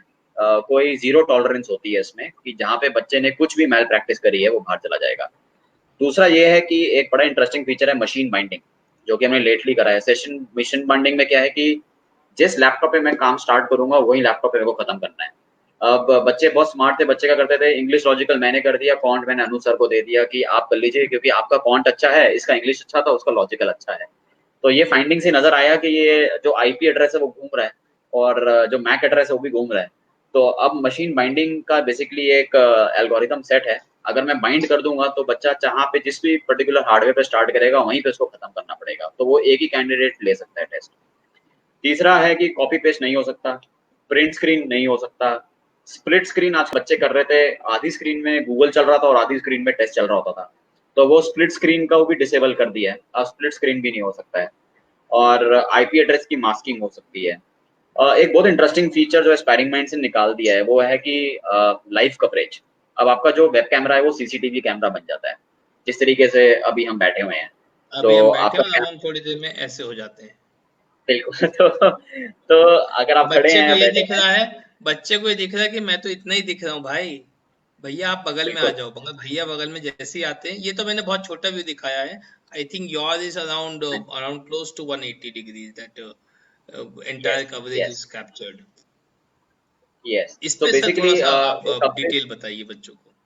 बिल्कुल। तो इसको फीचर को कहते हैं लाइव प्रॉक्टरिंग। ये बच्चे को कभी नजर नहीं आएगा कि ऑन है कि ऑफ है। उस बच्चे को बिल्कुल भी पता नहीं चलेगा कि मेरा वेबकैम क्या कर रहा है, लेकिन ये पीछे से इनेबल्ड होता है। हाँ, स्टार्टिंग में टेस्ट स्टार्ट करने से पहले बच्चे को बोला जाता है कि परमिशन दो हमें। परमिशन दो तरह की बच्चे को देनी होती है, एक होती है वेबकैम की और दूसरी होती है माइक्रोफोन की। तो इसमें बच्चों को ये पता होना चाहिए कि माइक्रोफोन भी इनेबल्ड है। इसका मतलब ये है कि जो बच्चा बोल रहा है वो भी सिस्टम सुन लेगा, तो सिर्फ देख नहीं सकता बल्कि सुन भी सकता है। और इसमें एक फीचर हमने और ऐड कर दिया है कि जिस तरीके से मैं प्रॉक्टर हूँ या मैं इंजुबिलेटर हूँ या मैं इवैल्यूएटर हूँ, कुछ भी आप कह लीजिए, मैं यहाँ से अगर देखूँ कि बच्चा चीटिंग कर रहा है, बच्चा मोबाइल पे बात कर रहा है या बच्चा बहुत बारी वॉशरूम होके आ रहा है, तो मैं टेस्ट स्क्रीन को रोक सकता हूँ, मैं उसको बंद कर सकता हूँ अपने एंड से रिमोटली। इसमें बच्चा कुछ भी नहीं बोल पाएगा और कुछ भी नहीं कर पाएगा। तो हमें इस चीज़ से बड़ा ही केयरफुल, मतलब बेसिकली हमें एथिकली अपना टेस्ट देना है। हमें ये नहीं सोचना कि हम चीटिंग कैसे करें, हम किस तरीके से क्या तिकड़म लगाएं कि हमारा हम कॉपी पेस्ट कर पाएँ। इसके अंदर इवन ये भी काउंट होता है कि कितनी बारी आपने टॉगल मारा है, और ये कंपनी सेट कर सकती है। उसकी लिमिट 0 से होती है और वो 100 से भी ऊपर जा सकती है। तो फॉर एग्जांपल अगर मैंने 0 करी है और अगर एक बारी भी मैंने अपनी स्क्रीन के बाहर गया तो टेस्ट रुक जाएगा, और अगर वो 100 है तो इसका मतलब मैं 100 बारी स्क्रीन से बाहर जा सकता हूँ, और 101 बारी जब मैं जाऊंगा तो वो मेरे को टेस्ट रोक देगा। दूसरा होता है कि पॉपअप। अब पॉपअप हर कंप्यूटर में होते हैं, हर लैपटॉप में होते हैं। हमें ये इंश्योर करना है कि हर टेस्ट से पहले मेरे पॉपअप डिसेबल्ड हो, क्योंकि पॉपअप जेन्युइनली चार्जिंग का भी आ सकता है, कोई सॉफ्टवेयर अपग्रेड का भी आ सकता है, कोई एंटीवायरस अपग्रेड का आ सकता है, या कोई पीछे व्हाट्सएप या फेसबुक चल रहा है उसका पॉपअप आ सकता है। तो हमें पॉपअप डिसेबल करने, अगर हमें अपना टेस्ट को बचाना है। और इसमें भी कंपनी के पास प्रोविजन होता है कि उसने कितने पॉपअप्स की लिमिट डालनी है, 3 डालनी है, 5 डालनी है, 10 डालनी है, 1000 डालनी है, 100 डालनी है। यूजुअली कंपनीज हर लेवल पे बहुत कम डालती है, चाहे वो टॉगल हो चाहे वो पॉपअप हो। तो बट बच्चे को एज एन यूजर इंटरफेस उसका यूआई में उसको कुछ समझ नहीं आएगा, क्योंकि उसको एक प्लेनली एक टेस्ट पेपर दिखेगा, उसको आंसर देने हैं, उसका वेबकैम इनेबल्ड है, उसका माइक्रोफोन इनेबल्ड है। इसमें एक चीज और ध्यान रखनी है, अगर बच्चा अपना परमिशन नहीं देगा तो टेस्ट भी स्टार्ट नहीं होगा। तो परमिशन तो देना पड़ेगा। तो जैसे ही वो परमिशन देगा वैसे टेस्ट स्टार्ट हो जाएगा, और आपके पीछे सारे देख रहे हैं आपको कि आप क्या कर रहे हैं और कितना क्या कुछ कर रहे हैं। और भी वो फीचर्स हैं इसमें सर, जो बेसिकली इनेबल किए जाते हैं टेस्ट की सिक्योरिटी के लिए, कि टेस्ट का क्वेश्चन बैंक लीक ना हो और बच्चे लोग चीटिंग वीटिंग ना कर पाए। बट ये एक जो मैंने आपको बताए हैं, ये प्राइमरीली बहुत ही फ्रंट लाइन फीचर्स हैं, जो हर कंपनी चाहती है इनेबल करना। एंड इसी तरीके से वर्चुअल असेसमेंट आज की डेट में हो रही है। और इनको समराइज करने में डेफिनेटली हमने फ्रॉडलेंट यूज और स्ट्रिक्टनेस की बात करी, बट इसके अलावा भी किन चीज़ों का ध्यान रखना चाहिए? एक जनरल इनपुट्स, एक क्योंकि ऑनलाइन टेस्ट देंगे, मेरा ये भी देखना है कई बार आपके यहाँ पीछे से भैया निकल गए, 2 बार 3 बार निकल गए, बिकॉज मैंने देखे हैं वो स्क्रीनशॉट्स आपके, जब इंटरव्यूज होते हैं बोलते ही इज ब्लैक लिस्टेड है, वो बोले नहीं सर मैं तो कुछ नहीं करता, पीछे वो भैया मेरे वो कुछ लेने के लिए 4 बार निकले, बोले सर इसका मूवमेंट बार बार हो जाता है and we can not consider. I have spoken to HRs, so now in this time sure. even the placement officers will not have that opportunity to speak to HR. तो sir So इसकी एक avoid. इसकी मैं interview करूंगा। इसकी technology है sir, इसी का एक फीचर है जिसको कहते हैं मल्टी फेस डिटेक्शन। अगर वेब कैमरा को दिख गया कि इतने सेकंड्स, अगर वो बहुत कम सेकंड्स होते हैं, ये पीछे कोई है, इसका मतलब मैल प्रैक्टिस है। हो सकता है वो पीछे से कोई आंसर देता हुआ जा रहा है या कुछ बोलता हुआ जा रहा है। तो कंपनी को इतना पास टाइम नहीं है कि वो इंट्रोस्पेक्शन करेगी या इन्वेस्टिगेशन करेगी। कंपनी के पास बहुत सारे बच्चे हैं और उन्होंने सीधा शॉर्टलिस्ट और हायर फायर करना है। तो इस तरीके से तो ये मल्टी फेस व्यूअर्स को डिटेक्शन ये था। बताना चाहूंगा कि जब भी आप टेस्ट दें, आपकी टाइम लिमिट पे एक ऐसी जगह दें जहां आप अपना कोशिश करें कमरे को बंद करें, पेरेंट्स को या घर के लोगों को बता दें कि आप एक टेस्ट दे रहे हैं। मेरे पास आई रिमेम्बर कि कोई झाड़ू लगाता हुआ 2 बार गया, उसने बोला सर ये तो बाई थी। कोई भी हो, वो मशीन को नहीं पता बाई थी कि ये तेरे को कोई आके तेरे को टीचर बता रहा है। So even that should be avoided. You can not से कि sir he was my brother, he is from arts, ये इंजीनियरिंग का कैसे मुझे बताएगा? तो उसके शक्ल में थोड़ी ना लिखा is from arts. And even if he is sure going, he is not showing the face also कि चुपचाप निकल जाता हूँ। Please sure avoid, take it very sure. Professionally that you are facing a person and giving a test. Avoid exactly. malpractices because I think more than 180 degree का उनको वो मिल जाता है, and they cover everything. Your mic is very sure sensitive and they record the change in voices also. And sure. please do take care कि आपका laptop पूरा charge हो, laptop, internet आपका ऐसा हो कि ऐसा बैंडविड्थ। नहीं कि सुबह से आप बैठ के रिवीजन कर रहे थे और जब टेस्ट का समय आया उसके डेटा खत्म हो गया। और फेस की लाइट पे सर आपने नहीं बोला। फेस की सर लाइट बहुत बहुत इम्पोर्टेंट है। कई बार को वो कि वो ये बोला जाता है कि इस बच्चे की सर दिख ही नहीं रहा था, ये तो बहुत डार्क था। तो इस चीज पे राइट भी राइट। ध्यान रखिएगा कि फेस पे आपके लाइट प्रॉपर पड़े, कि आपके फीचर्स जब आप कैमरे में एक बार अपने आप को स्कैन करते हैं उसके बाद भी अवेलेबल हो। एकदम से लाइट वाइट बंद करके बिजली मत बचाइए। सर कुछ मैं और ऐड कर सकते हैं आप, अगर मैंने कुछ सर छोड़ दिया हो बिल्कुल, तो? आई थिंक आपने बिल्कुल इम्पोर्टेंट बेसिक इंफ्रास्ट्रक्चर पॉइंट्स पे भी टच कर दिया है, एंड आई थिंक स्टूडेंट्स को इंश्योर करना पड़ेगा कि उनका इंफ्रास्ट्रक्चर प्लेस में है। बहुत बच्चे कंप्लेंट लेके आज की डेट में हमारे पास ये आ रहे हैं कि हमारे पास तो डेस्कटॉप पीसी है पर वेबकैम नहीं है। तो ये बहुत ही एक छोटा एक्सक्यूज है, बिकॉज ये 3 महीने पहले जब लॉकडाउन था तो कुछ शिप नहीं हो रहा था, लेकिन आज की डेट में एक दिन के अंदर क्या आधे दिन के अंदर भी एक वेबकैम इजिली 500-600 रुपए का या 400 रुपए का भी मिल जाता है, और वो इजिली प्लग इन हो सकता है डेस्कटॉप पीसी से। तो कोई एक्सक्यूजेस का कोई भी स्कोप नहीं है। कॉर्पोरेट्स नहीं सोचेंगे कि आपके पास वेबकैम है या नहीं है। आई थिंक देखिए ये ये एक बहुत मजबूरी इंपॉर्टेंट। भी है, मतलब मैं डेफिनेटली समझूंगा, people come from different economic background, we think बिल्कुल। Of them. बट आप एक दिन के लिए किसी से आप एक दिन पहले और लैपटॉप मंगा के किसी से बोरो कर लीजिए। आप अपने कॉलेज को अप्रोच करिए कि sir I don't have anything, like some of the colleges with distancing they are providing labs also with camera, and you can reach out to alumni friends in the, they all come back. Pandemic में कोई बैंगलोर में नहीं sir इसमें बैठा, सब मैं यहाँ है।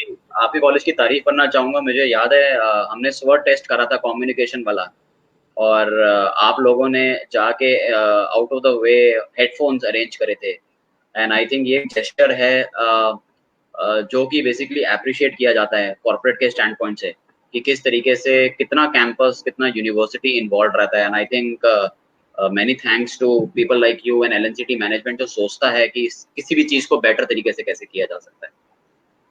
Definitely sir. Sir this very good question, और बच्चे भी कई बार पूछते हैं कि सर मैं कोड लिख रहा हूँ, मुझे वो समझ में नहीं आया, तो मैं थोड़ा सा तो लिखूंगा अपनी कॉपी में, और जैसे ही मैंने मुंडी झुकाई तो आप तो बोलते चीटिंग करूंगा मैं। अब मैं करूं क्या? अगर मुझे कुछ कोड लगाना है, मेरी आदत है, मैं तो पढ़ाई करता हूँ लिखने का, आपने मुझे दिया, अब मैं वहां कैसे उसको करूँ या कोई प्रॉब्लम सॉल्व सर करूँ? सर ये एक न्यू नॉर्मल पैरामीटर है, एंड ये फिर अगेन मैं कहूंगा कि ये मैं जेनरिकली इसको नहीं करूंगा। ये बहुत corporate to corporate specifically designed है। कई कॉर्पोरेट्स कहते हैं कि ठीक है रफ शीट्स अलाउड है, और कई कॉर्पोरेट्स कहते हैं कि रफ शीट्स अलाउड नहीं है, और ये शायद इंस्ट्रक्शंस में लिखा होता है टेस्ट स्टार्ट करने से पहले। एंड आई थिंक जहाँ तक मुझे पता है तो बहुत कंपनीज अलाउ कर देती हैं कि आप अपनी वाइट शीट के ऊपर प्रैक्टिस या कुछ भी कर दीजिए, बट लास्ट में जाके एक प्रोविजन और होता है जो एस्पायरिंग माइंड्स के प्रॉक्टरिंग एनवायरनमेंट में भी होता है, कि आपने जो भी शीट पे काम करा है वो आप वेबकैम के आगे रख के फोटो खिंचवा लीजिए, सो दैट हमें लगे कि आपने जेन्युइनली काम करा है और आपने कुछ कॉपी पेस्ट नहीं करा हुआ। तो आपका जेन्युइनली काम करा हुआ जो शीट है उसको वेबकैम के आगे रखना है, और वेबकैम उसका फोटो खींच लेगा, और आप फिर उसको अपलोड भी कर सकते हैं उस इंटरफेस में for the reference of that corporate, अगर उसको बाद में देखने की रफ शीट में क्या काम हुआ हुआ है। तो बहुत इंपॉर्टेंट है बच्चे को सारी इंस्ट्रक्शंस पढ़ना। नेक्स्ट नेक्स्ट नेक्स्ट ना कीजिए फटाफट जाके। बहुत इंपॉर्टेंट है कि इंस्ट्रक्शंस पढ़ लीजिए और फिर अपना टेस्ट स्टार्ट कीजिए, बिकॉज हो सकता है इंस्ट्रक्शन में ऐसी एक दो लाइनें हो जिसको आप स्किप कर जाएं और उसकी वजह से आपको इनवैलिडेट कर दिया जाए या डिस्क्वालीफाई कर दिया जाए। तो जैसे हम लोग बचपन में एक आंसर लिखते थे तो रफ वर्क भी कई बार टीचर चेक करता था कि रफ वर्क में इसने किया ही नहीं है तो इसको आंसर कैसे आ गया। तो अगर बिल्कुल वो कंपनी कह रही है तो आप अपनी कॉपी का वो पेन ले और वो उसको रफ शीट को लास्ट में यू जस्ट हैव द बिल्कुल फोटोग्राफ, वो आपका 10 सेकेंड रोक के रखिए, ही विल टेक द बिल्कुल फोटोग्राफ, मल्टीपल फोटोग्राफ, एंड वो उस आंसर्स को, अगर आपने दो शीट यूज की तो दोनों की फोटो खींचे, दे विल जूम बिल्कुल एंड चेक। So, बिल्कुल बिल्कुल। and another question. So we covered on test. We are running short of time, and we students बहुत questions पूछ रहे हैं कोई बात नहीं इतनी सर, रात कोई को। दिक्कत I think they become active in the late evenings. So नहीं। ऑनलाइन टेस्ट कैसे होना है, इंटरनेट का ध्यान रखिए, अपने लैपटॉप को सही रखिए, और अगर आपका हार्डवेयर फेलियर किसी कारणों से हो जाता है बीच में तो आप इंटीमेट करिए अपने प्लेसमेंट डिपार्टमेंट को, so that the test can probably restart from again। Lighting, internet, इन चीज़ों का ध्यान रखें, और पेंडेमिक को समझें, कंप्लेंट आपकी जायज़ भी होगी, बट अगर सिचुएशन ऐसी है कि उसको अभी अटेंड नहीं कर सकते हैं, तो no one can help. Sometimes जैसे पलक इज़ आस्किंग कि अगर कोई बहुत डिज़र्विंग कैंडिडेट है बट पुअर इंटरनेट कनेक्टिविटी के कारण अगर कई बार सर इंटरनेट भी फ्लक्चुएट होता है, तो बिल्कुल सर। एस्पायरिंग माइंड का टेस्ट कई बार अगर बंद हो गया, मैं टेस्ट दे रहा हूँ बंद हो गया, लाइट चली गई, मेरे पास लैपटॉप था, डेस्कटॉप था, लैपटॉप नहीं था, और लाइट चली गई या इंटरनेट एकदम से थोड़ी देर के लिए बंद हो गया, तो फिर क्या मेरा टाइमर चलेगा? बहुत नॉर्मल सा क्वेश्चन बिल्कुल है, वैसे तो सर, बच्चों को जहाँ पता पे होता है, टेस्ट फिर भी आप एक क्लैरिटी दे दीजिए उनको। बिल्कुल सर, जहाँ पे टेस्ट रुकेगा वहीं से टेस्ट स्टार्ट होगा। जिस सेकंड पे रुकेगा उसी सेकंड से स्टार्ट होगा। जिस क्वेश्चन पे रुका था और वहीं से रेज्यूम होगा। रेज्यूम करने की बेसिकली जो ऑप्शन होती है, वो या तो कॉलेज के हाथ में होती है, या वो एस्पायरिंग माइंड्स के हाथ में होती है, या वो कॉर्पोरेट के हाथ में होती है, और वो तीनों इंटरकनेक्टेड होते हैं। तो अगर केस जेन्युइन रहेगा तो वो टेस्ट बिल्कुल रिज्यूम हो सकता है, प्रोवाइडेड आप की जो आपका जो ऑब्जेक्शन आया है या जो प्रॉब्लम आई है वो जेन्युइनली वैलिडेटेड रहेगी हो, और आपके कॉलेज और आपके कॉर्पोरेट और आपके जो असेसमेंट पार्टनर हैं, इन तीनों ने वैलिडेट करके बता दिया कि हाँ बिल्कुल ठीक था, हम इसको रिज्यूम कर सकते हैं, तो कोई प्रॉब्लम नहीं है। कोई भी वर्दी कैंडिडेट का अपॉर्चुनिटी नहीं जाता है। एंड एस्पायरिंग माइंड्स का लोगो के नीचे यही है कि employability quantified equal opportunity for all. तो इससे हम हटेंगे नहीं, और आई थिंक इक्वल अपॉर्चुनिटी सबके लिए मिलती है। डेफिनेटली, और आईटी में हर चीज मेजरेबल है। मैं बिल्कुल। आपको ये भी बताऊं, एस्पायरिंग माइंड और बहुत सारी एजेंसी ये भी देखती है कि इस आंसर को लाने में एटलीस्ट 10 सेकंड लगते हैं। The best of the best person ने इसको 10 सेकंड में सॉल्व किया है, अगर आप उसको 2 सेकंड में सॉल्व करते हैं वो भी रिपोर्टेड होता है। या आपको एक क्वेश्चन को सॉल्व करने में उसको मिनिमम 50 सेकंड लग रहे हैं, और आपने एवरेज उठाया टाइम। 5-10 सेकंड में उसको सॉल्व कर दिया। इतना लक फैक्टर काम नहीं करता है कि आपको वो रटा रटाया सेम न्यूमेरिक के साथ सेम क्वेश्चन फंस गया। अगर वो रिपीटेड होता है तो दैट इज फ्लैग्ड, कि ये उसको फ्लैगिंग कहते हैं, कि हम इस या प्रोफाइल में बड़ा बड़ा कमाल का दिमाग है, इससे थोड़ा अलग से मिलना पड़ेगा। तो फिर आपके इंटरव्यू में वो क्वेश्चन सॉल्व कराते हैं। प्लीज आप ये मत सोचिए कि आपने टेस्ट दे दिया तो आपकी कहानी खत्म हो गई।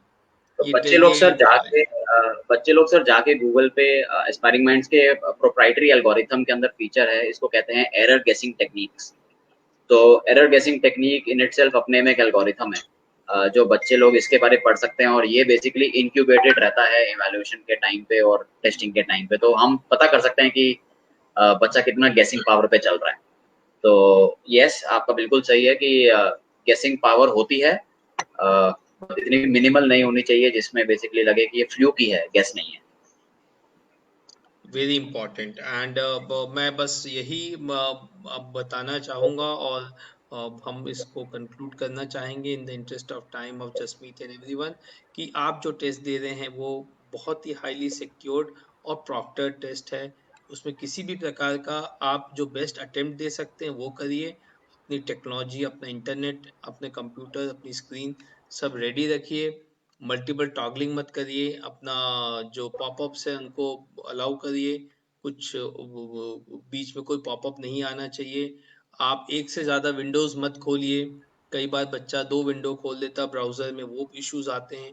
अपने ब्राउज़र जो भी मोजिला और क्रोम दोनों को इंस्टॉल करिए, और दोनों को अपडेटेड रखिए कि ये मेरा अपडेटेड वर्जन है।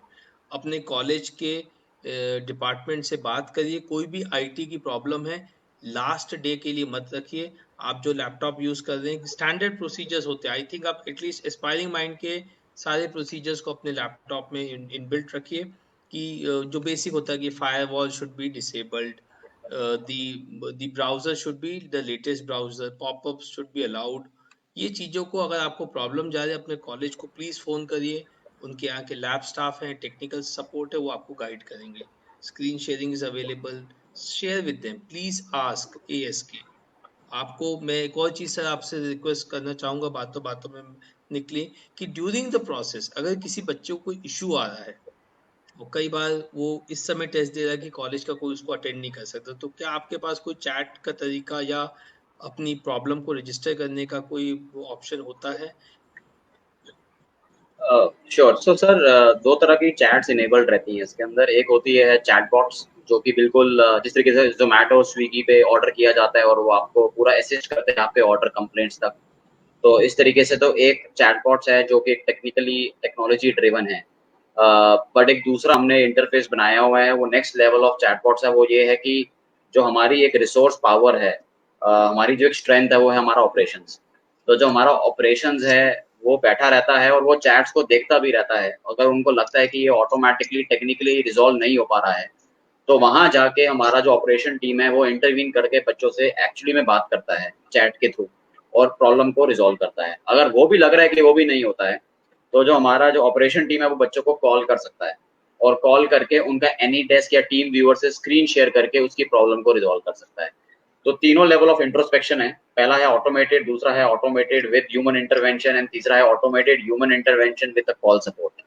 तो ये तीनों चीजें एस्पायरिंग माइंड्स की ऑपरेशन स्ट्रेंथ है, बिकॉज एस्पायरिंग माइंड्स की ऑपरेशन स्ट्रेंथ काफी बड़ी है। तो इसको हम लीवरेज करते हैं बच्चे के सेटिस्फैक्शन लेवल के लिए। डेफिनेटली जसमीत जी, जिसके पहले एम्प्लॉय आप होंगे, that company would not have left any stone unturned. The type of possibility, exploration and commitment and passion you carry. I will just take two questions. एक ये ज्योति श्योर। प्रसाद जी, आपका ये जो क्वेश्चन है pseudo code, diagrammatic reasoning, gaming aptitude, बिल्कुल आएगा, आप इसकी तैयारी करिए। और इस प्रकार के पैटर्न्स कंपनीज इस बार बहुत सारे चेंजेस कर रही हैं, सारी कंपनीज कर रही हैं, they will be surprises. So and two surprises are based on whatever वो काफी टेस्टिंग करके कर रहे हैं, तो इसके लिए बहुत ज्यादा श्योर। चिंता मत करिए। हो सकता है आप एक टेस्ट दें, जैसे पैसेज की जगह आपको एक वीडियो आ गया, जैसे जसमीत जी ने बिल्कुल। बताया, आपने वीडियो देख के फिर आपको आंसर लिखना है, तो वो बिल्कुल। कोई नई चीज नहीं होगी। एक बस छोटा सा question in the interest of non IT students, कि कोडिंग को लेके आजकल सी एस आई टी के भी कुछ बच्चे और non C S I T students also they times फबल की पता नहीं वो ऑटोमेटा टेस्ट या फिक्स्ड ऑटोमेटा डायनेमिक जो भी है मेरे से नहीं बनेगा, मेरा टेस्ट केस नहीं निकलेगा, मैं क्या करूं, उसको कैसे अटेम्प्ट करूं, या तो जैसा आपने बताया उस पर थोड़ा सा और आप समय दीजिए, एंड देन वी विल बिल्कुल। Finally have your concluding remarks, कि श्योर। अगर बच्चा तो कैसे सर, अटेम्प्ट करे वो आईटी के क्वेश्चंस को। बिल्कुल, बिल्कुल। सर नॉन आईटी के लेवल पे मैं ये कहूँगा कि आप मेरा एग्ज़ाम्पल ले लीजिए। जब मैं पढ़ रहा होता था तो मेरे को डेटा स्ट्रक्चर्स बहुत अच्छा लगता था। बट समहाउ मुझे कोडिंग नहीं अच्छी लगती थी। मतलब मेरे को डेटा स्ट्रक्चर्स का कॉन्सेप्ट भी काफ़ी लेट समझ आया, जब मेरी किसी फ्रेंड ने मेरे को अच्छे से समझाया। एंड जो मेरी एक अप्रोच रहती थी लेटली, जब मेरे को समझ आया डेटा स्ट्रक्चर्स, मेरा इंटरेस्ट बना कोडिंग की तरफ, तो मेरे को समझ आया कि मैं बहुत ज़्यादा सिंटेक्स लेवल पे अपने आप को एम्फेसाइज कर रहा था। मैं बहुत ज़्यादा उस कोडिंग के बिहेवियर को समझने की कोशिश कर रहा था कि ये लोग सी एन और सी आउट कैसे लिखते हैं और उसके नीचे कैसे उसका पैटर्न बनता है। बट मेरे किसी बहुत अच्छे फ्रेंड ने बोला कि आप एक प्रॉब्लम समझ लो पहले, और उसको एक सिंपल इंग्लिश लैंग्वेज में उसका सोल्यूशन लिख लीजिए, उसको एक एल्गोरिथम या फ्लो चार्ट में लिख लीजिए, आपकी आधी प्रॉब्लम वही सॉल्व हो जाएगी। बाकी रह गया सिंटेक्स लगाना, वो तो बाद में आप सीख ही जाओगे। तो जो एक बच्चों का आई थिंक जो एक डर है, मैं इसको डर ही कहूँगा, जो एक फोबिया है कि मैं नहीं कर पाऊंगा। तो आई थिंक अगर मैं ये पूछूं कि दिल्ली से भोपाल कैसे आना है, तो उसके बहुत तरीके होते हैं। मैं ट्रेन से, फ्लाइट से, रोड से कैसे भी आ सकता हूँ। बट क्या मैं एक अच्छा तरीका निकाल सकता हूँ? अगर मैंने वो अच्छा तरीका पेपर पे लिख लिया, तो उसके बाद मुझे बस कुछ और नहीं करना, मुझे बस कुछ इक्वल टू, ग्रेटर देन और सेमीकोलन लगाने हैं, और उसके बाद मुझे उस कोडिंग को रन कर देना है।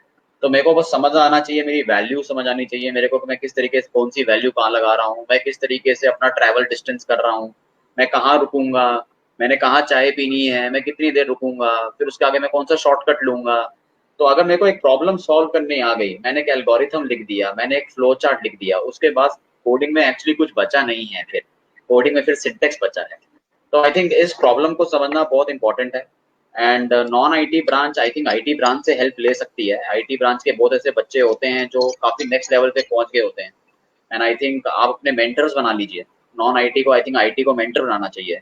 और एक तरीके से आपको हेल्प लेनी चाहिए। अगर आपको लगता है कि टीचर से मैं पूछूंगा तो मेरे को डांट पड़ जाएगी या टीचर बुरा मान जाएगी, तो ऐसा कोई टीचर है नहीं वैसे जो बुरा मान जाता है, उसको उल्टा अच्छा लगता है। बट डेफिनेटली मैं कहूँगा कि एज एन फ्रेंड्स भी आप नॉन आईटी टू आईटी से आप हेल्प ले सकते हैं। बट कोडिंग करना कोई रॉकेट साइंस नहीं है। ये एक मिथ है बहुत बड़ी कि अरे मैकेनिकल सिविल वाला कोडिंग कैसे करेगा। तो आज की डेट में बहुत ऐसे कोडर्स हैं जो वाइट हैट जूनियर में जाके, इंजीनियरिंग वाले बच्चे जो वाइट हैट जूनियर से जाके कोर्सेज सीख रहे हैं, और वो सारे ही बच्चे हमारे मैकेनिकल, सिविल, इलेक्ट्रिकल के भी पाए जाते हैं उसके अंदर। तो बेसिकली वो एक पैशन होना चाहिए एक तो, and very true secondly I sir. Think या एक विलिंगनेस होनी चाहिए। विलिंगनेस है तो फिर I think there is no problem. Very true. And so we are at the end of our session. So before we come up with the surprise element, but we would like you to finally conclude बच्चों को कि जब test दें, अब वो एक कहते हैं ना, वर्ल्ड कप खेलने निकल रहे हैं, तो फाइनल कोच की क्या एडवाइस होनी चाहिए कि वो कैसे टेस्ट दें, पैनिक नहीं करें। आपका ओवरऑल इंग्लिश, मैथ्स, रीजनिंग को इस तरह से अटेम्प्ट करो, एक श्योर एस्पायरिंग माइंड के टेस्ट को डिजाइन करने वाले अगर अपने स्टूडेंट्स को कुछ एडवाइस देना चाहें, तो आपका फाइनल कमेंट्स क्या होगा Jasmeet? Sure sure I think मतलब एक लाइन है, patience is the virtue of success. तो एक तो पहले धैर्य रखिए, पेशेंस रखिए, कोई प्रॉब्लम नहीं होगा। ओवर इन्फ्लेटेड, ओवर हाइप्ड हैं चीजें कि ये हो गया वो हो गया, ज्यादा नर्वस, ज्यादा पैनिक मत करो। Practice I think is the key element over here. And Google जैसा हमारे पास एक सर्च इंजन है, और गूगल जैसे बहुत सर्च इंजन है, अगर आप सर्च करोगे, सिर्फ गूगल ही नहीं है, इतने सारे सर्च इंजन में इतना सारा डेटा और ओपन सोर्स प्रैक्टिस क्वेश्चंस पड़े हैं कि आप कोई भी एक फाइनल मैच खेलने से पहले आप बहुत सारे डमी मैचेस खेल सकते हैं। आप नेट्स, जैसे हम कहते हैं, नेट्स में जाके प्रैक्टिस कर लीजिए। तो आपको ये देखना है कि आप कवर ड्राइव अच्छा मार रहे हैं, सिक्सर अच्छा मार रहे हैं, आपको हर तरीके का क्वेश्चन आना आंसर चाहिए। और आई थिंक ये प्रैक्टिस से ही आएगा, चाहे वो क्रिकेट हो, चाहे वो एप्टीट्यूड टेस्ट हो। बट मुझे एक जो चीज बड़ी लॉजिकली समझ आती है, वो ये आती है कि अगर आपने जिंदगी में प्रैक्टिस अच्छी करी है तो सोल्यूशन तो निकल ही जाएगा। तो I think time management, practice, willingness, passion और एक ऑनेस्टी के साथ एक जो एक एफर्ट है, वो प्लीज डाल दीजिए। बिकॉज हमारी कुछ बात हुई थी कॉर्पोरेट से अनुज जी, तो हमारी बहुत ही कैजुअल बात हुई थी, और स्पेशली मेरी कुछ बात हुई थी। तो कॉर्पोरेट्स ने पूछा मेरे से कि जसमीत जी, हम रेज्यूमे में ये देखना चाहते हैं कि बच्चों ने पिछले 4 महीने में करा क्या है। वो रेज्यूमे वैसे का वैसे ही है कि बच्चे ने जाके कुछ स्किलिंग अपस्किलिंग करी है। क्योंकि बच्चे तो कह रहे हैं कि क्लासेस नहीं चल रही हैं, हमारे पास टाइम तो बहुत है, बच्चों के पास ट्रैवल टाइम बच गया, मस्ती का टाइम बच गया, खाने पीने का टाइम बच गया। तो एक्चुअली कॉर्पोरेट्स की मूवी एक जाने का विलिंगनेस है, टाइम बच गया। कॉर्पोरेट्स की एक विलिंगनेस है सर, कि बच्चों का कुछ सर्टिफिकेट नजर आए, अपग्रेड से करा हुआ है, या स्किल ट्री से करा हुआ है, या जो भी है, ओडासिटी से करा हुआ है, कोर्सेरा से करा हुआ है, कुछ ना कुछ उन्होंने बियॉन्ड द एकेडमिक्स करा है, जो एक अचीवमेंट लेवल पे एक बड़ी बात है। तो आई थिंक बच्चों के लिए मुझे ये बोलना है कि जो फाइनल प्लेसमेंट्स में जा रहे हैं, और जो specially third year, second year और फर्स्ट ईयर में है, उनको कुछ ना कुछ इन ऑनलाइन प्लेटफॉर्म्स के माध्यम से अपने आप को अपस्किलिंग, अपने पैशन लेवल को देखते हुए कर लेना चाहिए। सो दैट आप जस्टिफाई कर पाओ कि आपने 4 महीने, 5 महीने, 6 महीने में इन चीजों को अपने लेवल पे स्किल्स में ऐड करें। साहिल शर्मा बोल रहे हैं कि जसमीत सर को एक बार और बुलाइए, एक बार और उनको रात का डिनर। वैसे भी सर अब जन्माष्टमी का आप जन्म करके ही भोजन करें, तो so Sahil, definitely we will try to bring Jasmeet again. But sure, thank you so much, Jasmeet. I really my pleasure. admire you for the commitment you bring in. I think you drove for around 1.5 hours and you just reached your home. I called you up. आपने नहीं बोला नहीं, कोई बस यार दिक्कत 2 minute laptop start करके and let me start. So sure that sure shows that at any pace of time, आप भले एक you are at the AVP level, but your commitment to your work, your commitment to your cause and time is very important. It was thank you. really quite a fast for you to drive, and I don't want to miss sure this session. And we recapitulated and intentionally put it in late evening so that we can have a settled discussion. Sure I really thank sure you for this, and it has been a great session. Also, viewers, uh, during the career पाठशाला जब ये design हो रही थी, I actually the one thought came into my mind कि what जो students career पाठशाला के जो एनरोल हो रहे हैं, उनको क्या टेक अवे हम दे सकते हैं। तो जब टेक अवे की बात आती है, तो डेफिनेटली प्लेसमेंट्स का एक टेक अवे हम जो हमारे रजिस्टर्ड स्टूडेंट्स हैं उनको देने की कोशिश करेंगे। मगर उसके अलावा भी हम क्या टेक अवे दे सकते हैं, तो मुझे ऐसे लोग को ही दिखे जो ट्रस्टेड हो सकते हैं। So there was only one person I called up, who was Jasmeet. And you would be happy to know that now Aspiring Mind is not only taking India is one of the market, but they are global. They are into assessments of in many countries, and they have grown in a big way. And उसके बाद I spoke to Jasmeet, and we all know that uh, Aspiring Mind also provides a model where they test students, और it's a paid model. कुछ 400-500 रुपए plus taxes वगैरह लगता है एक बच्चे का असेसमेंट कराने के लिए, because that is the cost. अगर वो कॉस्ट नहीं लेंगे तो कॉपी पेस्टेड क्वेश्चंस होंगे और whatever, they give a good report out of it. So I said Jasmeet, can you help me one thing, कि कैरियर पाठशाला है, हम लोग ऐसा ऐसा कर रहे हैं, एक बार बच्चों का एक फ्री, फिर मैंने इनसे कुछ मांगा, और वो आज देने के लिए आए हैं. क्या देने आए हैं आप ही बताइए, मैं उस बात को, मैं बिल्कुल सर. मेरा बोलना सूरज को दिया दिखाना होगा. तो आप मैंने इनसे कुछ मांगा और इन्होंने आज ही टोल्ड मी कि it's done. Sure, sure. So I think ever in the history ये फर्स्ट टाइम हो रहा है, पहली बात तो. एंड सेकेंडली अनुज सर ने रिक्वेस्ट करी है, और हम it is very probably very difficult to turn down Anuj sir request. उसके लिए चाहे कुछ भी करना पड़े, वो हाँ में कन्वर्ट होना चाहिए. And secondly, CII के चैप्टर के लेवल पे we thought that this is also a good initiative, because बच्चों का benefit was the first priority when we were discussing कि बच्चों का benefit कैसे होगा through this particular platform. And and aspiring minds का भी एक एजेंडा यही रहता है कि डेफिनेटली करियर पाठशाला के लिए, CII के लिए, यूनिवर्सिटी के लिए, कॉलेज के लिए, सोशल कम्युनिटी के लिए हम ऐसा क्या कर सकते हैं, कि बेसिकली कैसे रहेगा. तो I think in all that consideration बहुत डिस्कशंस लगी इसके लिए, बहुत कन्विंसिंग लगी है. एंड अनुज सर जी को मैंने बहुत परेशान करा इसके लिए, बहुत टाइम लगा दिया मैंने. But eventually I think students के बेनिफिट के लिए हुआ है जो भी हुआ है. हमने सोचा ये है कि जो फाइनल ईयर के कैंडिडेट्स हैं, जो भी रजिस्टर करेंगे, उनको करियर पाठशाला के माध्यम से, CII करियर पाठशाला के माध्यम से एक टेस्ट फ्री में दिया जाएगा. एंड इसके लिए एस्पायरिंग माइंड्स चार्ज नहीं करेगा, राइट. एंड ये सिर्फ रजिस्टर्ड कैंडिडेट्स के लिए है.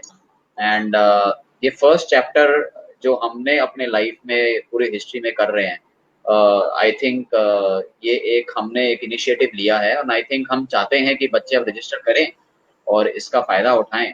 एंड अपना असेसमेंट भी करें, अपना एनालिसिस भी चेक करें, अपना रिजल्ट्स भी देखें. And definitely I would like to thanks CII and Anuj sir, जिन्होंने सोचा कि ये पॉसिबल हो सकता है कि नहीं हो सकता है, बिकॉज यही नहीं सोच तो शायद हम ये सी ना करते.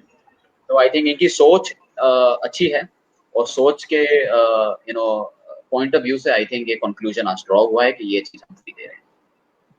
So thank you so much, and viewers, we are happy that this something is coming directly from Jasmeet, and trust me, I'm very rude person.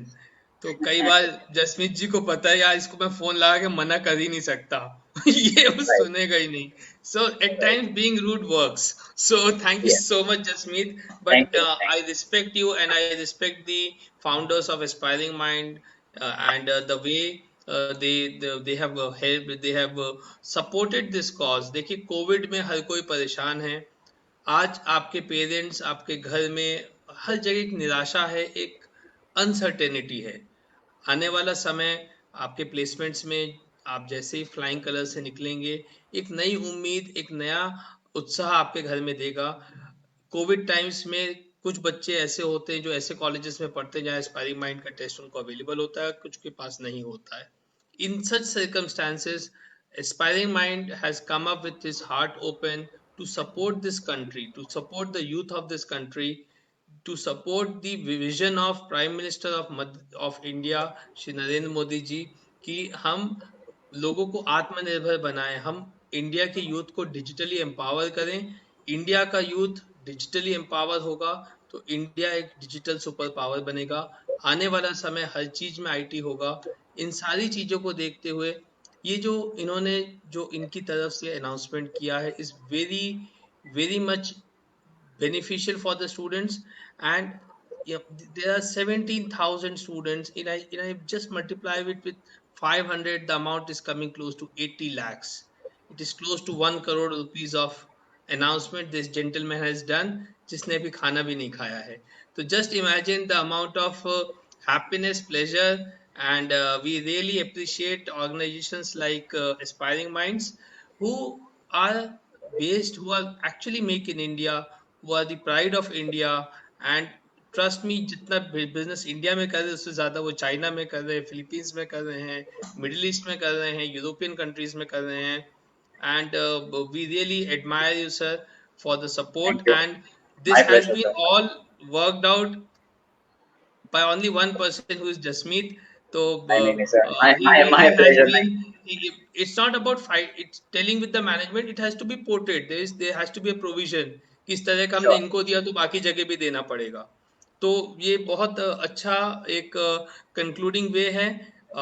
Definitely आपके लिए एक बहुत छोटा सा चीज होगा एक टेस्ट को देना, but from companies point of view it's a big thing.